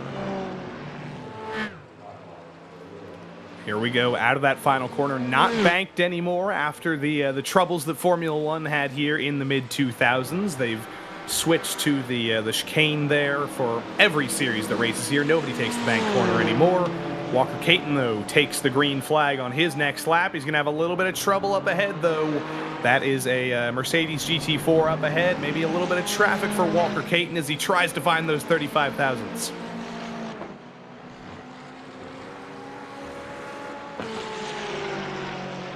Justin Rim still all alone in this McLaren, seeing if he can't extend that gap out, but a 129.410, it's a bit of a difficult time to beat it so far. None of the times he's put down have come even close. A 133, a 131.4, a 129.7. That 129.4 seems to be a one-and-done deal for that 912. Tend to get some of those lucky laps sometimes. Meanwhile, looking at Walker Caton, while his laps haven't been closer either, his second fast time, he's still fast at Rems, a 129.6. So I do think there is still a very big possibility here that Walker Caton can very well go down and get himself with the lap that could overtake just at the top. Now, of course, the one thing that I would say goes against that is the fact that, again, this is a morning session in the sim. The session went up and it was 6:30 a.m. It is now 8:43, about to be 8:44 a.m. in the morning. That means this track temperature is starting to heat up, and that means starting to slow down as well. So it's going to be harder and harder the longer the session goes along to put down qualifying laps. With only a minute left, you only have one more chance to do it. Beckham Jasir improves with a little bit of, given a little bit of draft behind him, rather. The championship leader up into P5. But it's a small separation. We saw in the championship points that's only 12 points between Ream and second place, or it's between first place Beckham Jasir and second place Justin Ream. A 5-position difference in the race. That's a 5-point swing. Any of these championship contenders can't really afford a big swing like that. Checker flag about to fall in qualifying as a lot of cars on their final attempts at taking that Gallo here, along with Joshua Chinsky. Again, a pair of McLarens diving down in towards turn number 8 as we'll start to work our way through a very slow and meandering second sector of the racetrack, and this is where we see a lot of drivers often kind of push a bit too hard, and Chinsky going to do just that, into the grass and around for the number 18. He will invalidate his current lap, but Hugo Gallo currently sitting third overall. He's got about a quarter second to make up, but the possibility is still there for him to make something happen. Just a little bit of a clonk of the Armco there. Hugo Gallo out of the final corner. This looks like an out lap to me. I don't think this is going to be a legitimate lap time, but it might be. It might refresh once he gets to the line. Here he comes with those beautiful shark teeth, getting a little bit of a distant draft from the Mercedes, but I don't think this will be a legitimate lap time for Hugo Gallo. Crosses the line just about a minute and a half, or 5 minutes off the pace or so. That's going to be Hugo Gallo P3. Championship lead, by the way, for Beckham just here, 23 points. I will remind you, so if Justin Ream wants to get into that championship fight, he does need to be taking these big bites out of the championship lead. 4 positions separate him and Jasir. He's going to need to keep that up over the course of the race here. Checkered flag still out. Final couple of drivers coming to the line. It looks like Jeff Fleischman's going to be the last one as he takes his Mercedes into the final chicane. Makes sure not to hit that huge curb on the inside. Can cut this secondary curb a little bit more. Doesn't, though. Gets a little bit wide, and Jeff Fleischman should bring us to the end of this session. He'll cross out of the final corner here. It's a 1:32.716. If he wants to improve on his time, he will not be doing that, as he's going to send that thing right down to the pit wall. So Fleischmann going to be way down the field, and that's going to set the grid then. 23 out of 24 cars have set time.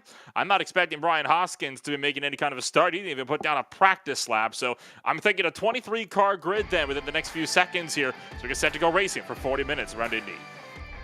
And we always know that turn 1 at Indianapolis can be a pinch point, but when you're the pole sitter, you can take control and you might just be in the safest place. And it's Justin Ream who will lead us to green here at Indianapolis, ahead of Walker Caton, who's going to be searching for his first win in the PRL. Hugo Gallo and Miles Brown also both searching for their first wins, and championship leader Beckham Jasir just trying to make sure he can maximize his points in 5th. Nicholas Riceputo starts alongside him on row number 3, and then it's his fellow Nicholas Belmont, P7, alongside Mr. Michael Terrafino. Then it is Mathieu Fortin in P9, and Joshua Chinsky, who had a couple of troubles there in the qualifying session. He's going to start at the tail end of the top 10 in P10. Then Adam Brockway, a GT4 stalwart in the PRL, hasn't won for a couple of seasons, though. He's going to be looking to have a great race today. He starts alongside Jordan Rick Sagrini on row number 6. Unlucky 13th, excuse me. Went to my former teammate Robert Ridgway. He's going to be looking to be like a neutrino, firing forward in the field alongside David Richards. It's another David Van Roy, alongside Atomic Racing's Ryan Miles. Then Vincent Generou and Johnny Morio in P18. P19 went to Roy Brown, the other of the Team Beef drivers, alongside Romain Faux, Josh Kimball, Glenn Vanko, and Jeff Fleischmann round out a 23-car field.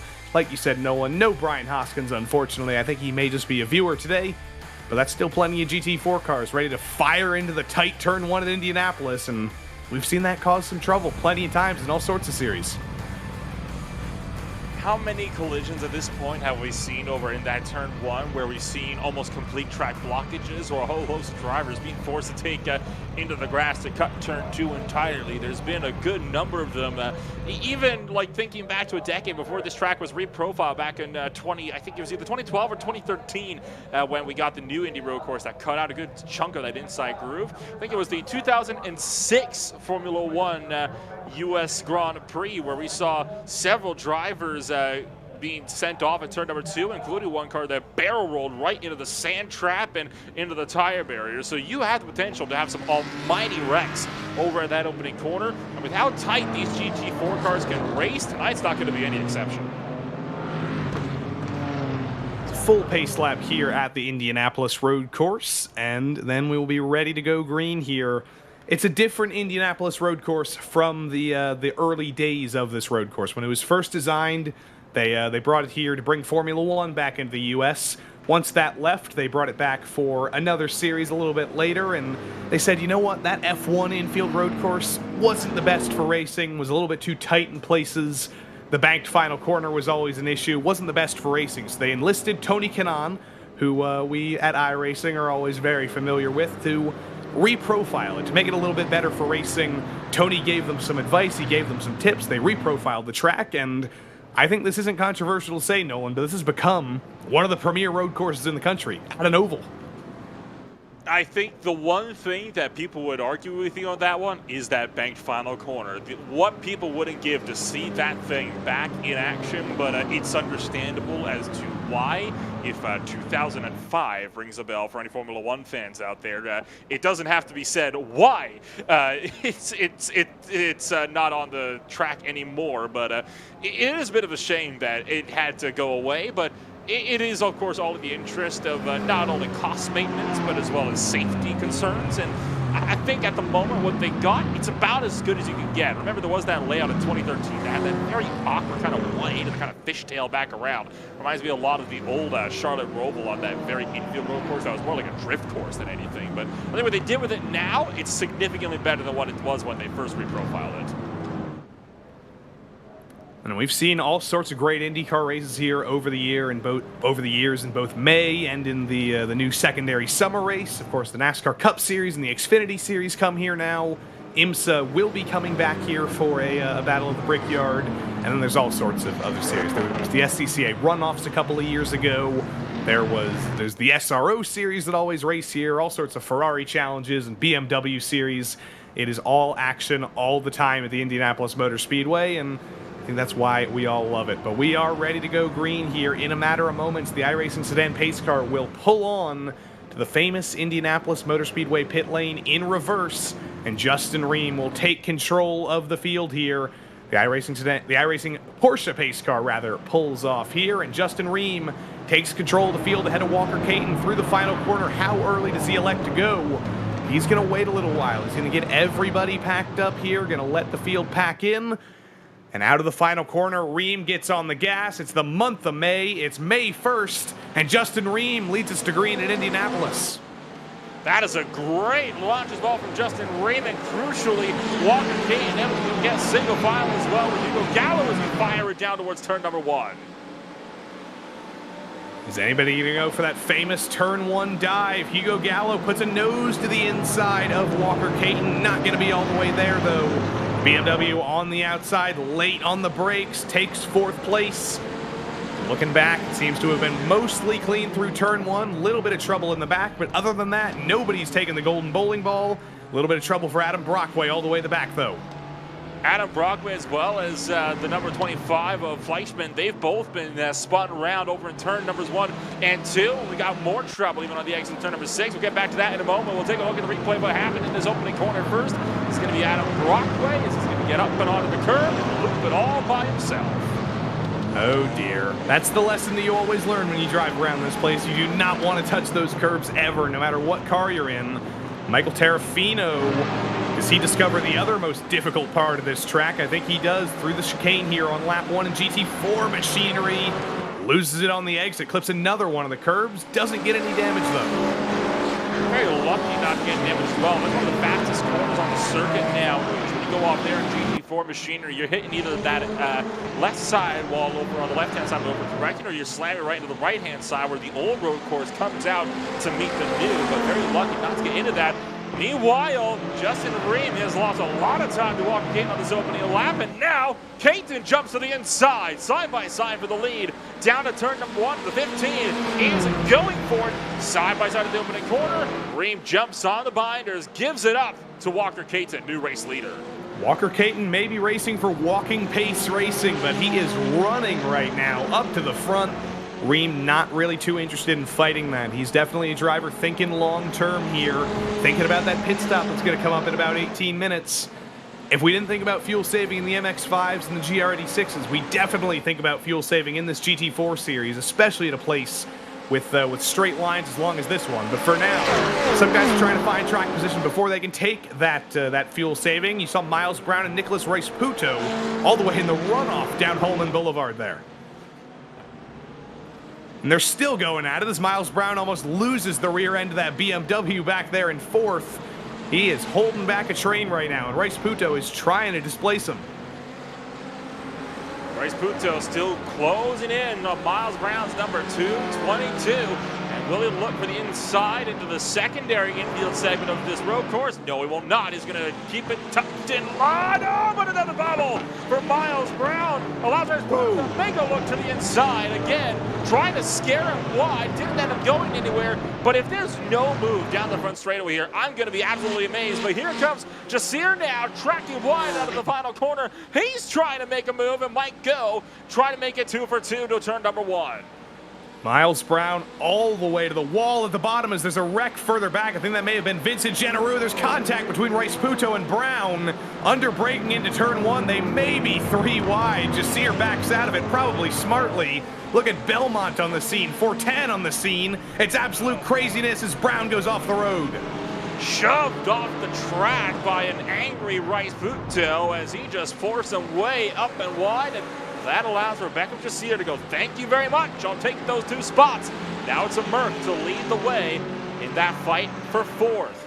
Nicholas RaceSpotTV continuing to try to find a way through. This is going to get intense here in a little moment as jumping on the bind is RaceSpotTV, though, able to keep it back in line. He's going to be patient for now, but that patience might not last when they get back around to the front straightaway. I think that may have been Josh Kimball that we saw going around a little bit further back. And also good news for fans of Brian Hoskins. he has actually taken to the grid. So clearly he got his practice in earlier in the week, and he got back in the session right in the nick of time. Currently sits P20 after not getting any practice or qualifying in. But the battle for fourth continues. Beckham Jasir just struggling a little bit this week. Maybe doesn't have the setup under him that he needs. But when you're fighting for a championship like this, the one thing you can do is maximize those points, stay out of trouble, and he's done exactly that. I think that savvy move in turn one to back out of the 3 wide and just to let whatever happened in front of him, I think that was a really smart move, and it's paying off for him. No kidding. That was a very good move that they made, and I'm amazed that didn't end up in another almighty wreck down to turn number 1. Again, the amount of times we've seen that go wrong with so many drivers is you can't count it on your hands here. As Ryan Miles trying to go for the over-under, he's fighting out with Joshua Chinsky. This is the fight for 12th position as Chinsky made the move coming on down the turn number 1 straight, down the pit straight, excuse me, off of the final corner. And now Chinsky hangs on to 12th. He's trying to now close up to Robert Ridgway, running 11th in his Escape Plan Games. Number 77 Porsche came at 718 Club Sport. Nolan just went back and checked. It was actually Roy Brown that lost it out of the final corner, so Team Beef not having the best day with both Terrafino and Roy Brown getting into trouble here in the early laps. But it's an Atomic Racing sandwich right here. It's a Chinsky sandwich with Atomic Racing as the bread, I should say, as Robert Ridgway leads the way in that Porsche. Ryan Miles right behind. Not representing Monkey Butt this season, just representing the big Atomic Racing squad, but all the same, always differentiable on track in that new lime green paint scheme, and Chinsky tries to break up the monotony. He's not going to be able to do so just yet. Chinsky trying to close up to Robert Ridgway, but I think Ridgway's going to have more of a run on David Richards up the road instead, as they're going to be fighting it out for that last spot inside the top 10. The 69 car starting to lose time. Robert Ridgway closing in, looks to the inside, brakes early. Joshua Chinsky can't have a move himself. Ridgway is going to try to lick the stamp and send it to the inside of 1 as the 69 pushes 2 wide in that opening corner. They're all going to lose time to 9th on up, but Richards still hanging on for the top 10, but only for now.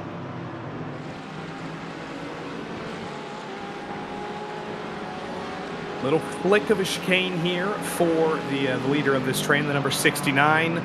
In some cars, it is absolutely flat out. In the Indy car, it's absolutely flat out. In all open wheel cars, it's flat out. But when you start getting into GT4 machinery, especially when you start getting into stock cars, what is essentially just a flat out flick for some series becomes a legitimate corner for a lot of these cars.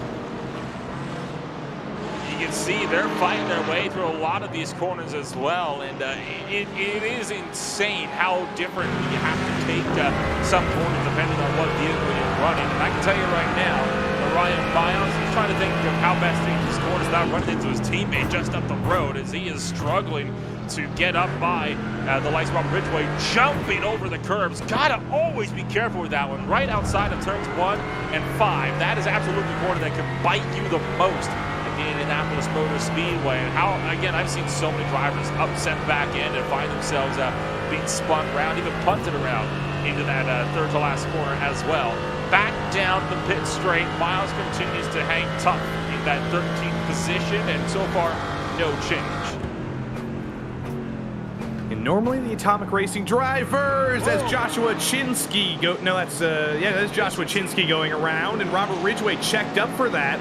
That opens the door for Ryan Miles to get through, but Chinsky way too late in the brakes into turn 1. Ridgway checks up for him, and Joshua Chinsky into all sorts of trouble.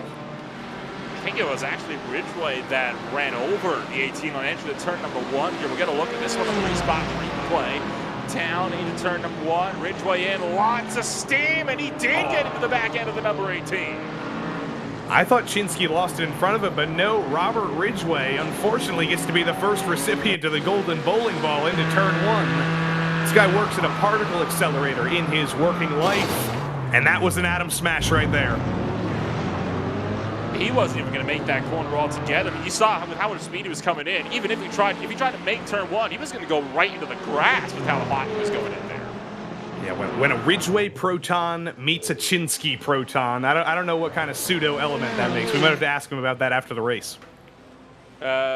Ridgium? Huh? Ridgium. I'm here for that. Ridgewayum. That's all I got. Chinskium probably works a little bit better, but I'm a fan of Ridgewayum. Ridgewayum, Robertium. We'll workshop this. We'll workshop it after the race. Ridgewayum actually sounds like it could be a real element. I'm here for your element, Nolan. I could go for Nolanium. Ooh, that sounds very nuclear. If you ever found a new broadcasting company, I think we just got your name, Nolanium Productions.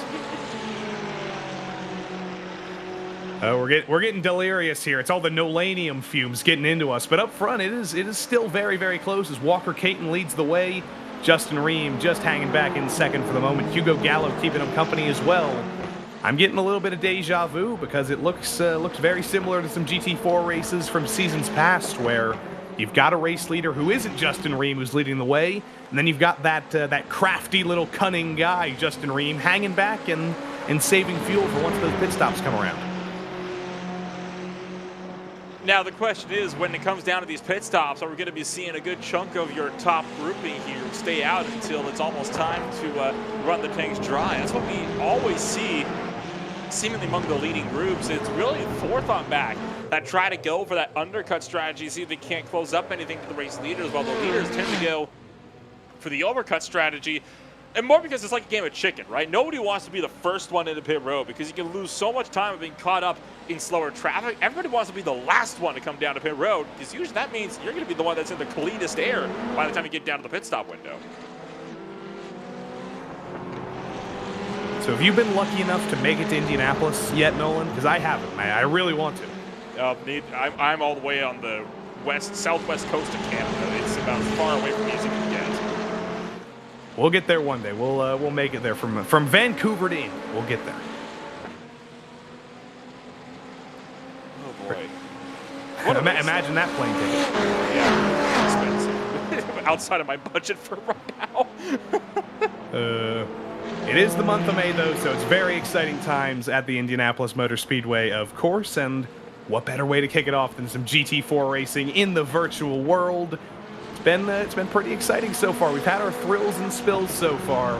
None of them have been up front, though, because all three of these guys are thinking long-term. They're thinking about that race win, and 2 out of 3 of these guys have never won in the PRL, so that is some extra motivation for them.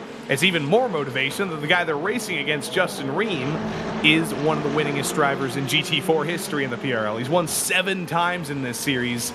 Only 3 more drivers have won more than that, so it's a pretty good company to be racing against. And he's in good company too here as we'll continue to steadily walk our way further into the event here tonight. Quarter distance already complete, and Walker Caton has not been able to break away from Justin Ream at all so far in this race. I think Ream's been biding his time and doing exactly like what we saw some of your GR86 field doing early on, saving that fuel by running in that second position. It's not a bad strategy. It allows you to go in later and go for a more effective overcut strategy.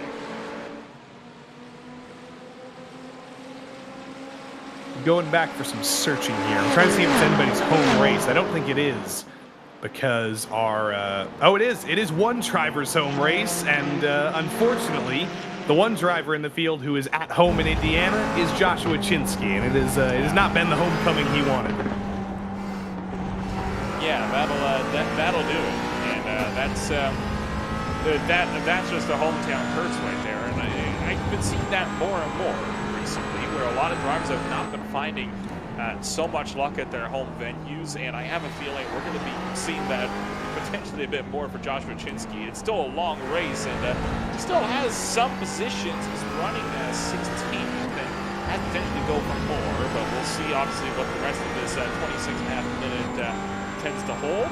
This rim will close up to Walker Caton again with that draft down pit straight. Not enough though to make a lunge down into turn number 1. That's the big thing. Well, yes, these cars can generate a lot of not a lot of downforce, but a fair bit of downforce and a good bit of draft. They're not very powerful cars, and it does make it more difficult to try to close on in. Bad news for fans of Romain Faux. He is our first DNF of the race. He's pulled off and he is out of the session. So bad luck for him. He'll be back at the Nürburgring next week. We continue to ride on board here with Justin Ream down Holman Boulevard here, under the bridge here, the golf course over to the left, or at least part of the golf course. There are a lot of holes outside of the speedway as well, and hard on the brakes at the end of Holman Boulevard. Huge curb on the inside that you don't want to clip, and then some great flat curbs here. Very, very usable in the dry. Don't want to touch them in the wet. Colton Herta learned that the hard way a couple of years ago. Then on the throttle as early as you can here, but you've got to make sure not to understeer into the grass, which is very easy to do.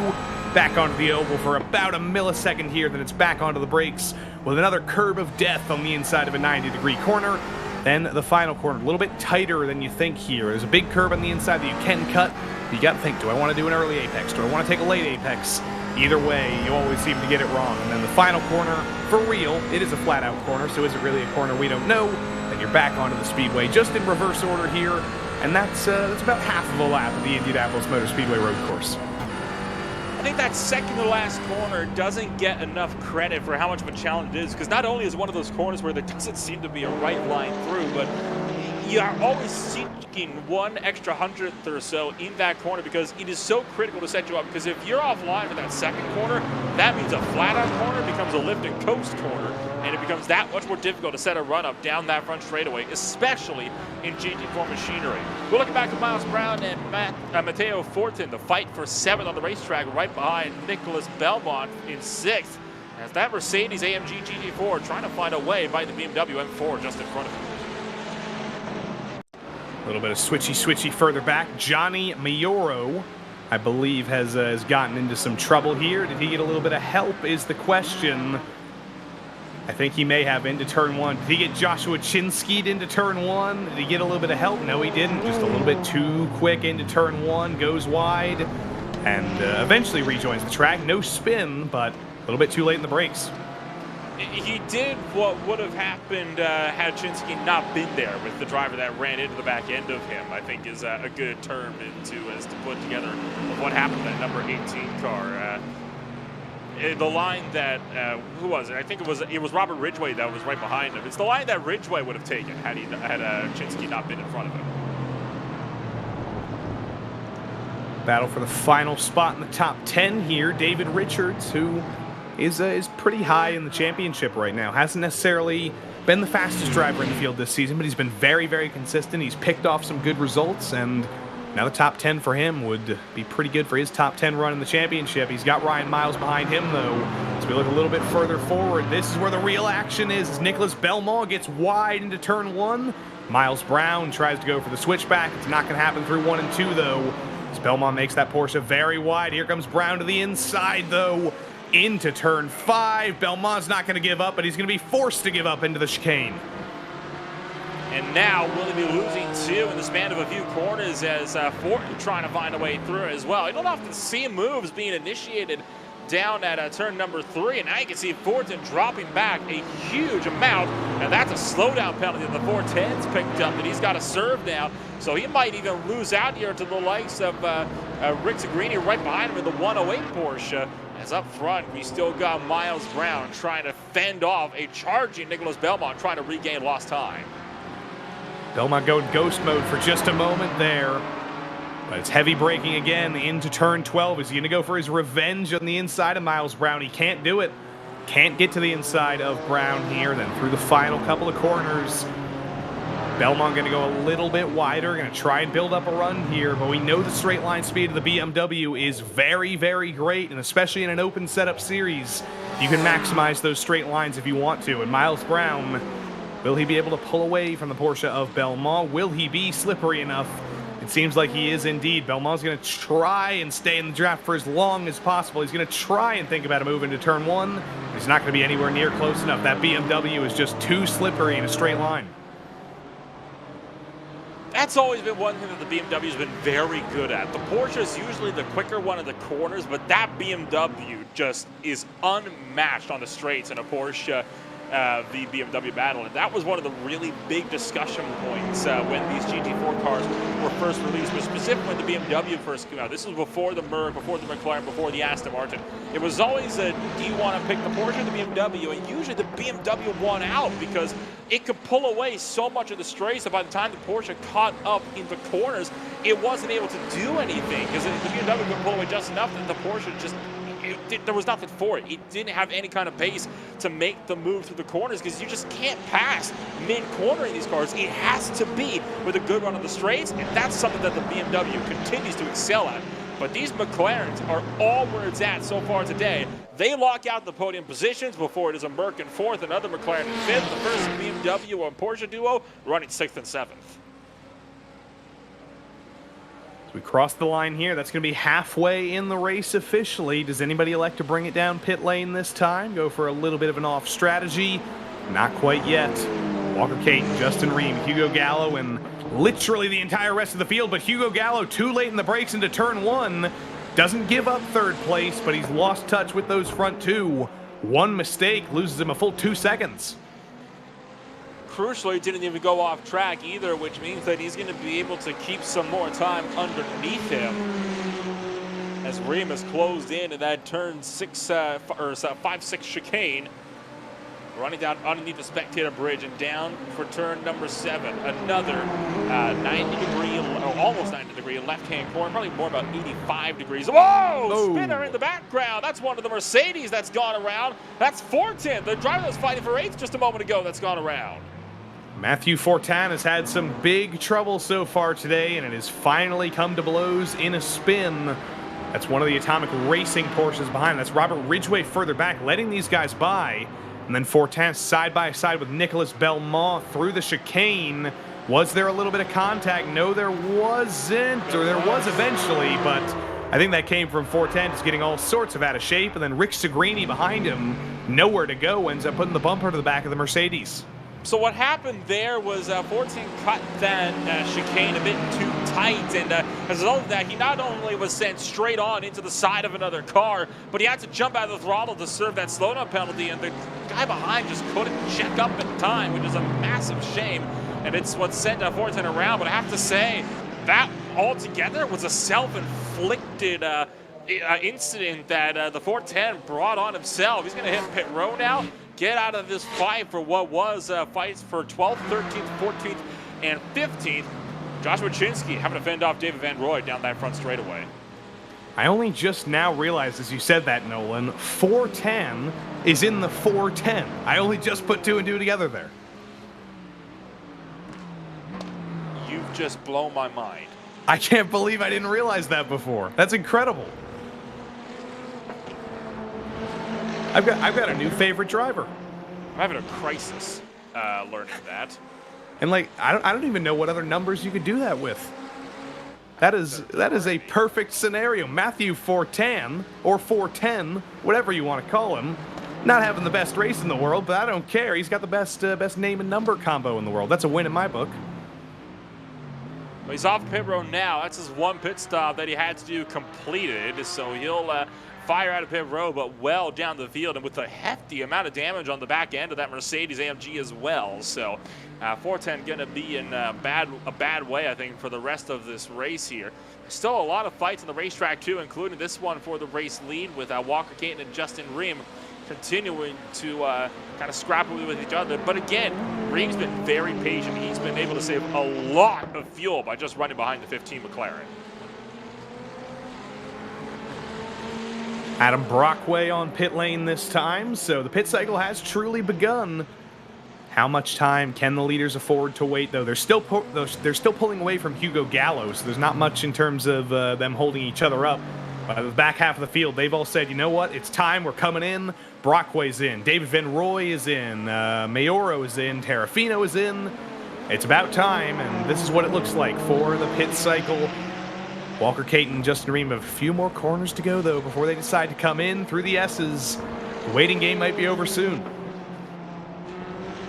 Got about 5 different cars that came down to pit road just this lap alone, so a lot of drivers are starting to, I think, reach the end of their fuel tank cycles. It's really the GT4s that have a much bigger tendency to run their tanks out dry, as opposed to actually try to make any kind of clever undercut strategy prior to that halfway point. As Caton will stay out, Ream dives in.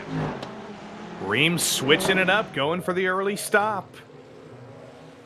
That's an interesting strategy, because if he's going for fuel saving, he's going for the shortest possible stop, and in the theoretical world, it would be the same length stop for Ream and Caton, but with these race lengths, with the fuel restrictions rather, you can get a little bit shorter of a stop if you do wait longer. So clearly Justin Ream is happy with the amount of fuel he's saved. He's going to bring it down pit lane here and hope desperately he doesn't get stuck in any of that traffic up ahead.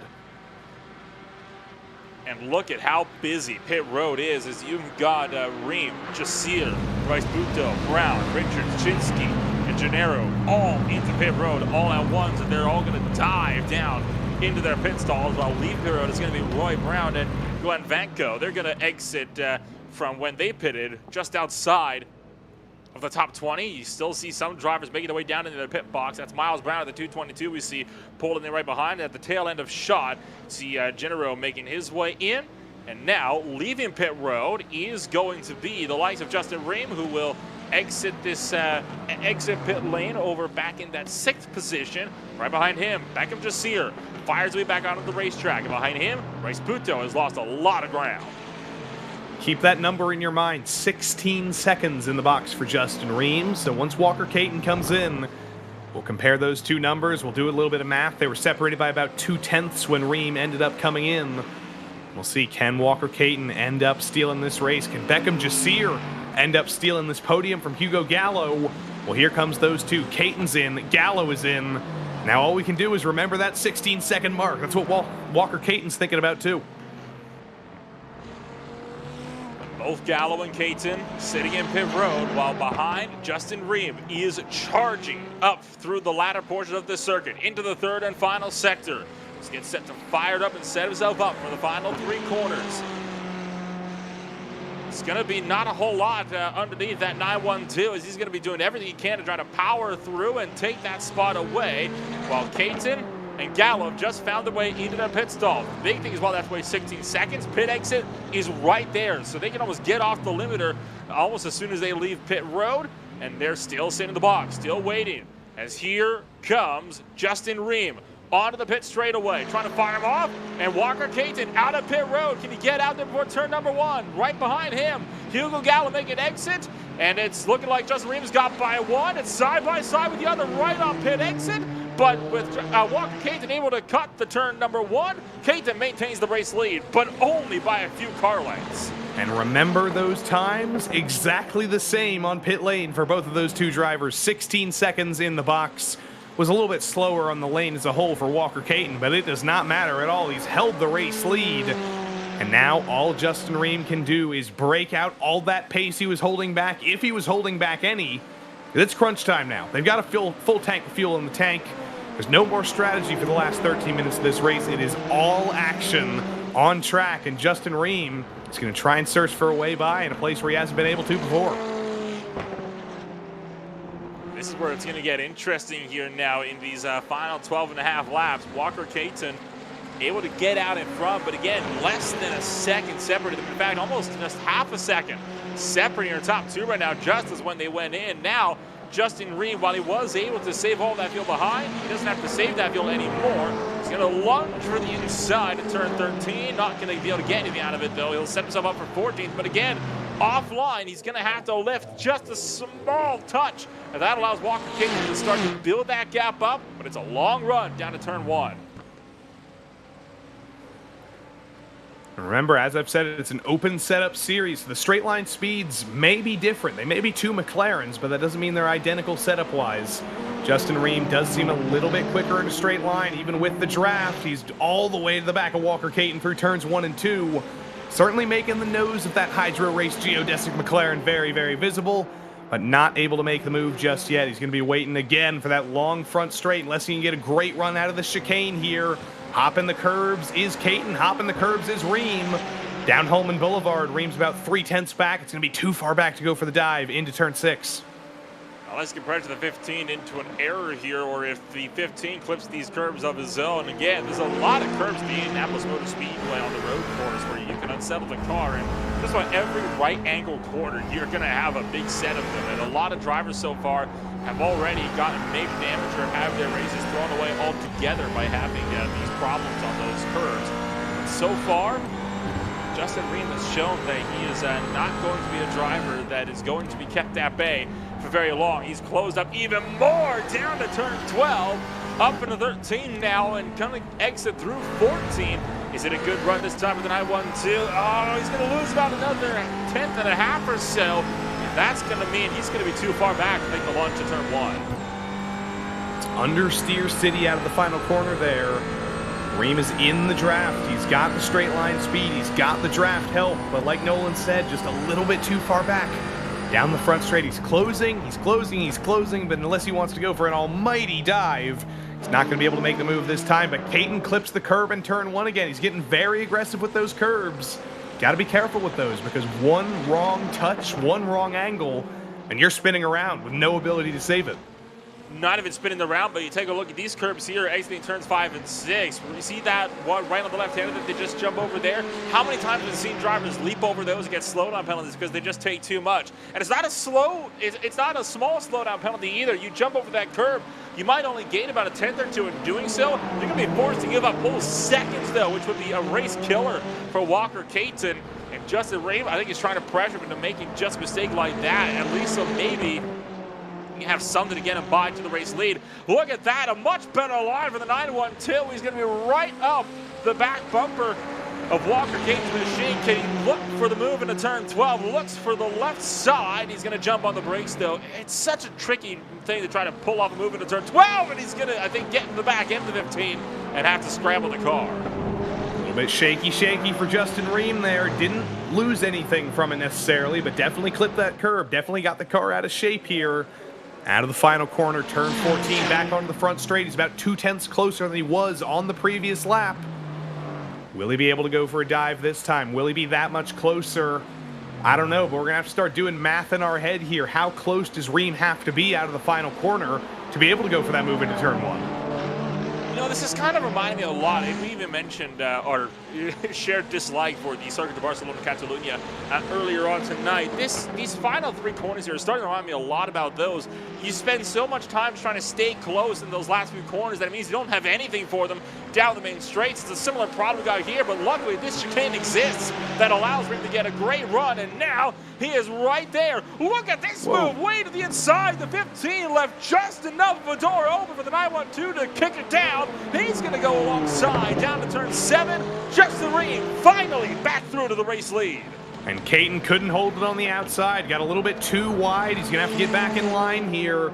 Now, how good is Walker Caton on offense instead of defense for the first time tonight? He didn't start on pole. Justin Ream did lead us to green, but Caton was aggressive. He got by him. Now he's got to figure out how to do that again 32 minutes later. Under braking into turn 12 here. This is where Justin Ream got out of shape on the previous lap. He's got it under control this time. But Walker Caton, for the first time in half an hour, has a car ahead of him. He's got somebody in his sights.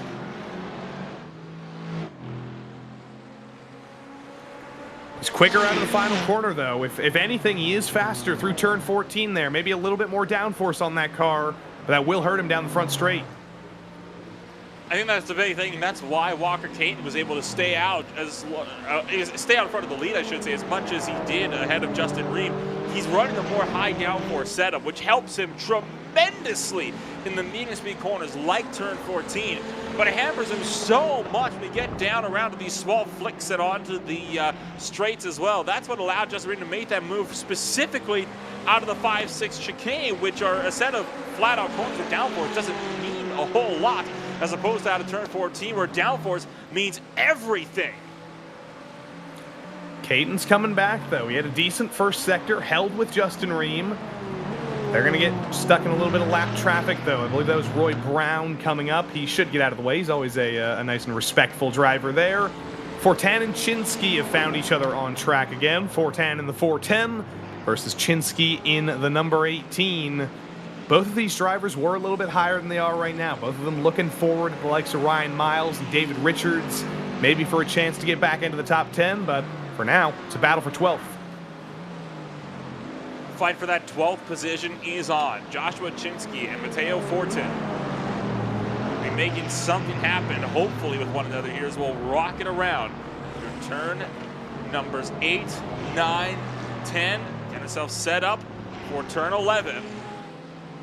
As Fortin now starting to drop back a bit as well. You have to wonder how much the damage on the rear end of that 410 Mercedes is hurting it here. Matteo Fortin, of course, had that incident down at exiting turn number 6, and he was fighting for spots inside the top 10 before that. He's not been able to come anywhere close to that, though. Doesn't look like overall it's hurting him too much, and it looks like much like Walker Caden. He's running a higher downforce setup than Joshua Chinsky is, but again, that back damage, it's not giving him any helping hands here as he has to pedal it off at the final corner.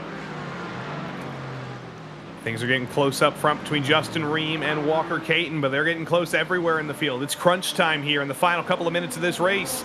Caton, as close as he's been to Justin Ream, couldn't peek to the inside that time, though couldn't repay the favor. Look at how close he is. He's riding in the tire tracks of Justin Ream through the S's. Will he send it to the inside into turn 10? No, he will not. Backs out of that one. I think he's going to wait for the better opportunity into turn 1 a little bit later on.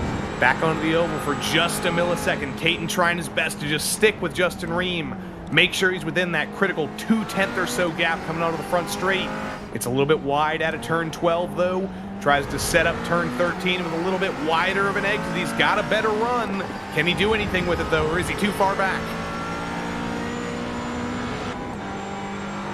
Charging up towards the start-finish straight across the yard of bricks. Walker Caton closing in down to 3/10 of a second and below, but it's not going to be nearly enough to have the look down into turn number 1. You heard him right there, lifting off just a touch to allow him to make sure he can make that turn 1 entry. He's got to look out though, as again, Hugo Gallo has closed in. It's a 3-way fight now we got here for the race lead with 4 minutes on the clock.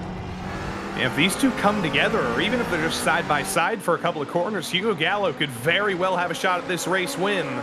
Through the chicane there. Caton a little bit stronger, a little bit quicker. He's closing it down again. But he's got to start thinking. There's only going to be 3 more laps at the line. We are running out of time if you want to make this move. He's got to think, where can I do it? If I do have to send a dive on the final lap, where's the best place to do it? Can I do it at turn 1? Can I do it at the end of Holman Boulevard at turn 7?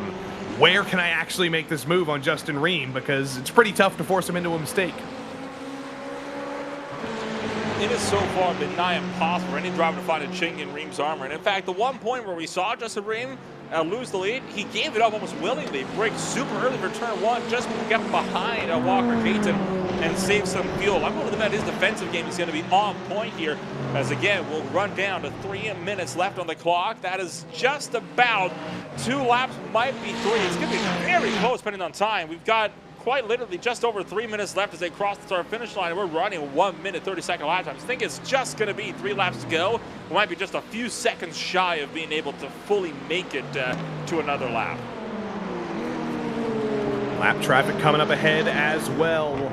Jeff Fleischman is next on Justin Ream's list. Fleischman, always a respectful driver, though. He'll get out of the way, but there are some places where you simply can't get out of the way. If Ream does catch Fleischman at a bad place, there could be nowhere Fleischman could go. That's the trouble you get with lap traffic in this place. And it's actually 2 drivers fighting with each other as Roy Brown joins the fray as well. Fleischman and Brown are going to fight for position as the race leaders come through. Ream flashes the lights as he dives to the inside of Fleischman. Caton gets to the inside as well. Roy Brown tries to get out of the way, but he's going to get in the way of Walker Caton as Ream gets by.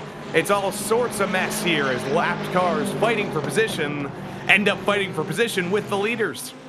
Those lap cars have every right to fight amongst themselves for that position, and that's going to also check up Hugo Gallo, shortening this down to a 2-horse race for the lead.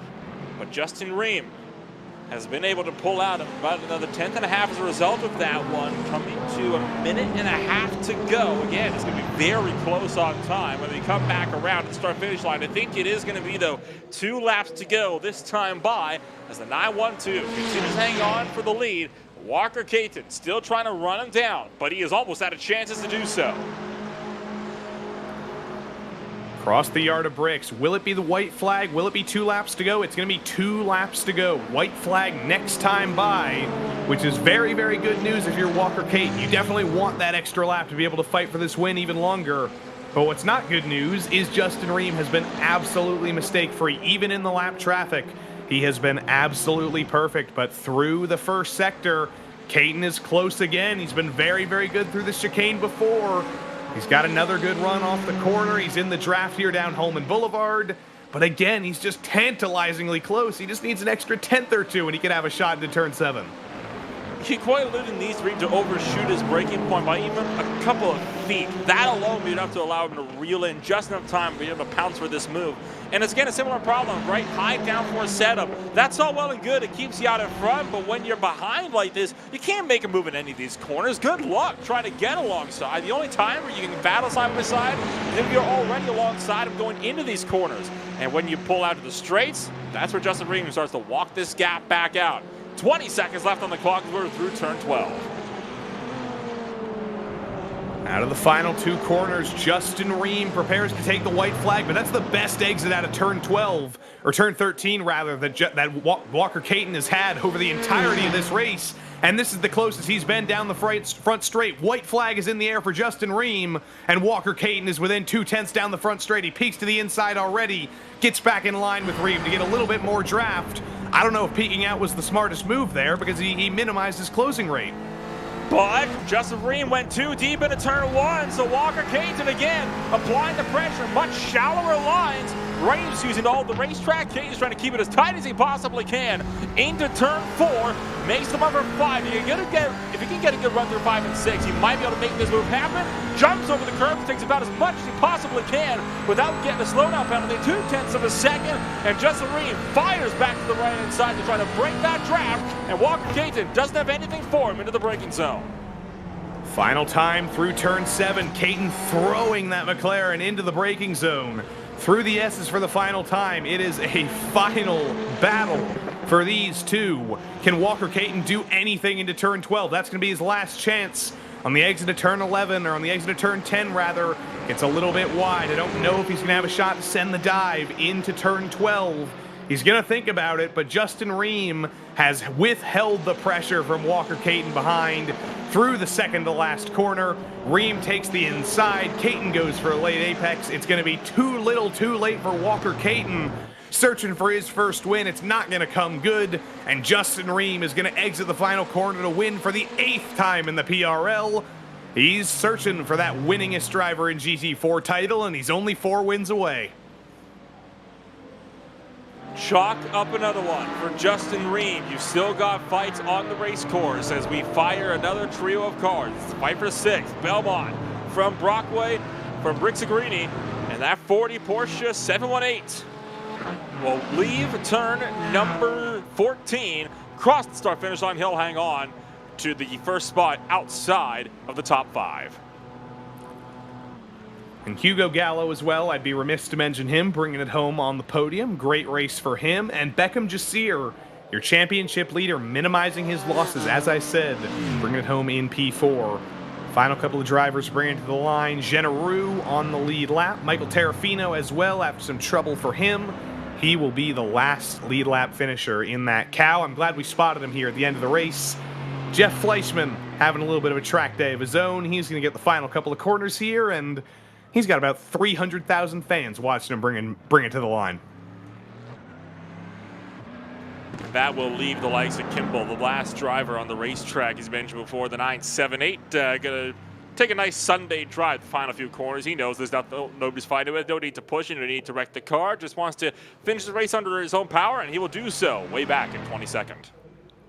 Take it in. We got a packed house here at the virtual Indianapolis. You might as well take it in for as long as you can. I think we still have to wait for Matthew 410 to bring it to the line as well, because I think he's running out of fuel. He has run out of fuel.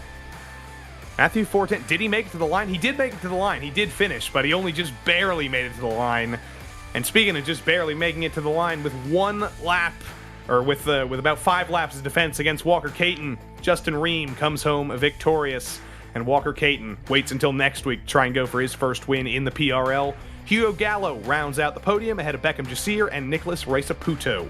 That's Nicholas Belmont in P6. Adam Brockway comes back from a spin on lap 1 to finish P7. Great drive from Brockway back through the field. Then it's Rick Segrini, Miles Brown, and David Richards rounding out the top 10. Good day for Walking Pace Racing, with 2 top 10s there. Then in P11, it was Ryan Miles leading the Atomic Racing contingent ahead of Joshua Chinsky, who didn't quite have the home race he was looking for. 410 in the 410, brought it home in unlucky 13th. Then David Van Roy, Vince Generou, and Michael Terrafino rounded out your lead lap finishers. Roy Brown, Jeff Fleischman, Brian Hoskins, and Glenn Vanko all ran into assorted amounts of trouble, going 1 lap down. And Robert Ridgway did it as well. Kind of caused his own trouble when he particle accelerated Joshua Chinsky. Josh Kimball was your last finisher. And then Gianni Mioro and Romain Faux were the used car lot of 2 drivers, 2 cars with heavy, heavy damage, unable to make it to the finish of the race. But we have our race winner here already. Always timely, always punctual. And it's Mr. Justin Ream, victorious at Indianapolis. But what a battle that was to the end. How did you hold back Walker?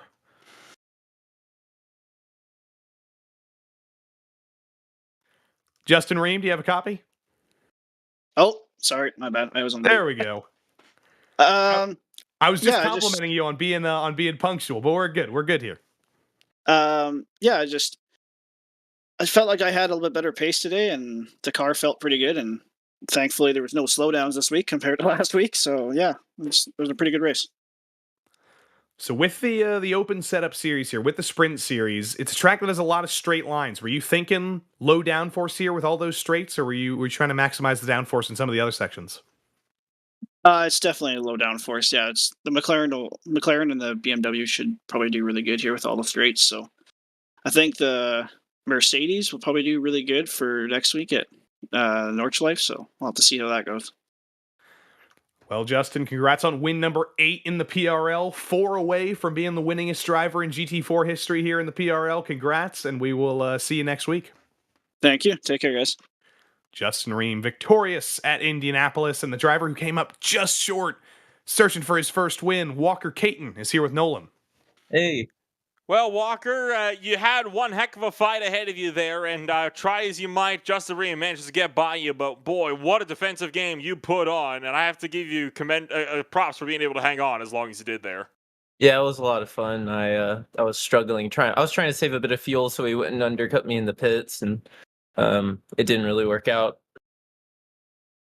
So kind of walk us through, because obviously Indianapolis Motor Speedway, it's a race that sees so much action. And for you, it seemed like you were running a bit of that higher downforce setup, which did allow you to be able to hang on in front of him for a good chunk, as you seem to just have him beat in the corners.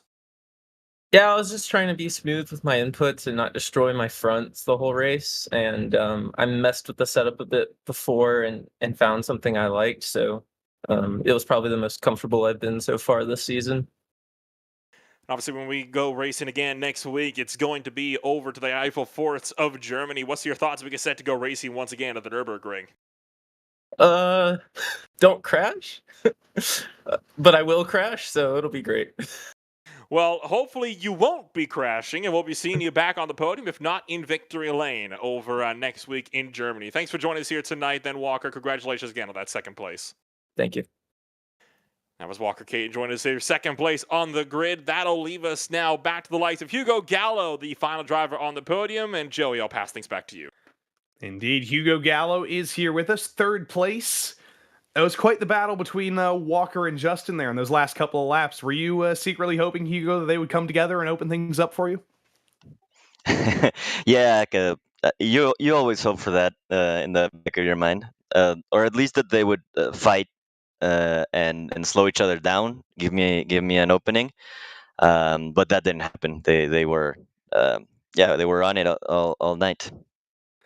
It seemed like it was McLaren City out there. McLaren 1, 2, 3. Were you expecting this to be the absolutely dominant car out here?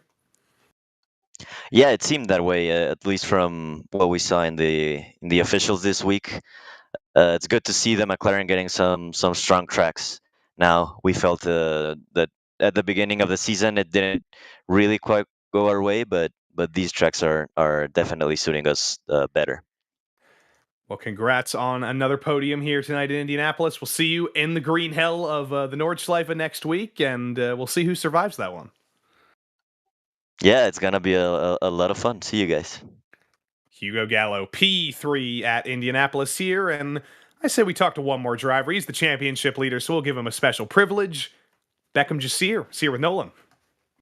Well, Beckham, it wasn't, of course, quite the race that you were hoping for. You didn't get the race winner or podium, but hey, you still hang on to that points lead, which I think is going to be critical as we get set to wind things on down in the fixed GT4 series. Yeah, that was just the main goal for this round today. Just get as much as points as I can. Made a little bit of a mistake there with the refuel there in the pit stop, but kept it fourth by just fuel saving and bringing it home. And of course, that was the main game today, was of course strategy on both fuel saving and when you want to take that pit stop. Why don't you walk us through kind of what the strategy game was like throughout the course of this 40-minute event? So beginning off, did get held up a bit by the BMW, but got around him, and then I knew the McLarens were really strong here, so I don't think I could. I was able to really fuel save them much at the start, so it was just try to keep the gap with them, and then just don't fuel save at all, and then just refuel. But then bit of a mistake by me there on the refuel, put like 4 liters less, and then I had to just fuel save at the end. But other than that, it was a good race. And of course, 3 races left to go. Germany, France, then back stateside to California. What's going to be the game plan here then over these next 3 races? Do you hope to lock out that championship before we return to Laguna Seca? Yeah, I sadly won't be here for the next round as I'm going on vacation, but that'll be my drop week. But for sure, gotta really prep for these last 2 races to secure the championship and hopefully come out on top. Well, hopefully we'll be seeing you maintain that championship lead all the way down to the last 3 races at the Circuit of Magny-Cours and, of course, at the WeatherTech Raceway. We'll see you then in hopefully 2 weeks when we go racing once again. Thank you. As Beckham Jasir taking the championship lead still as we exit tonight's race from Indianapolis. And that's going to be interesting with Beckham Jasir missing a race. Like I said, it's going to even things out. Ream has already missed 1 race, so he's got his DNS out of the way. Jasir's going to get his DNS out of the way next week. Both of those guys cannot afford to have any bad weeks because their drop weeks are taken for them. They're only competing in 9 races. And again, it's going to be interesting to see how these drop weeks factor in. Of course, obviously, whenever we introduce drop weeks into the factor, it does make it a bit more of a challenge to figure out where things are at point standings wise, and it means that we can again have so much switching around throughout the course of a season, and I have a feeling it could very well be a drop week that ends up deciding who comes out on top in this championship. Well, we're about to drop this week here on Monday night. It has been a crazy night of racing with the production car challenge at Jerez with Marlon McMullen and Kevin Sandiego coming home victorious. And of course at Indianapolis with Justin Ream winning for the 8th time in the PRL. We'll be back same time, same place here on Monday night, though. It'll be the Knock Hill circuit for the production car challenge, and as we said, it'll be the Nordschleife for the GT4 Sprint Series next week. There's also 5 nights of PRL action on RaceSpotTV every week. Tomorrow night it'll be a GT3 doubleheader, which we hope you'll join us for. But thank you for joining us here tonight. From me, from Nolan Rempel, from our producer Connery Maddock, we thank you all for tuning in, and until we see you next time, so long.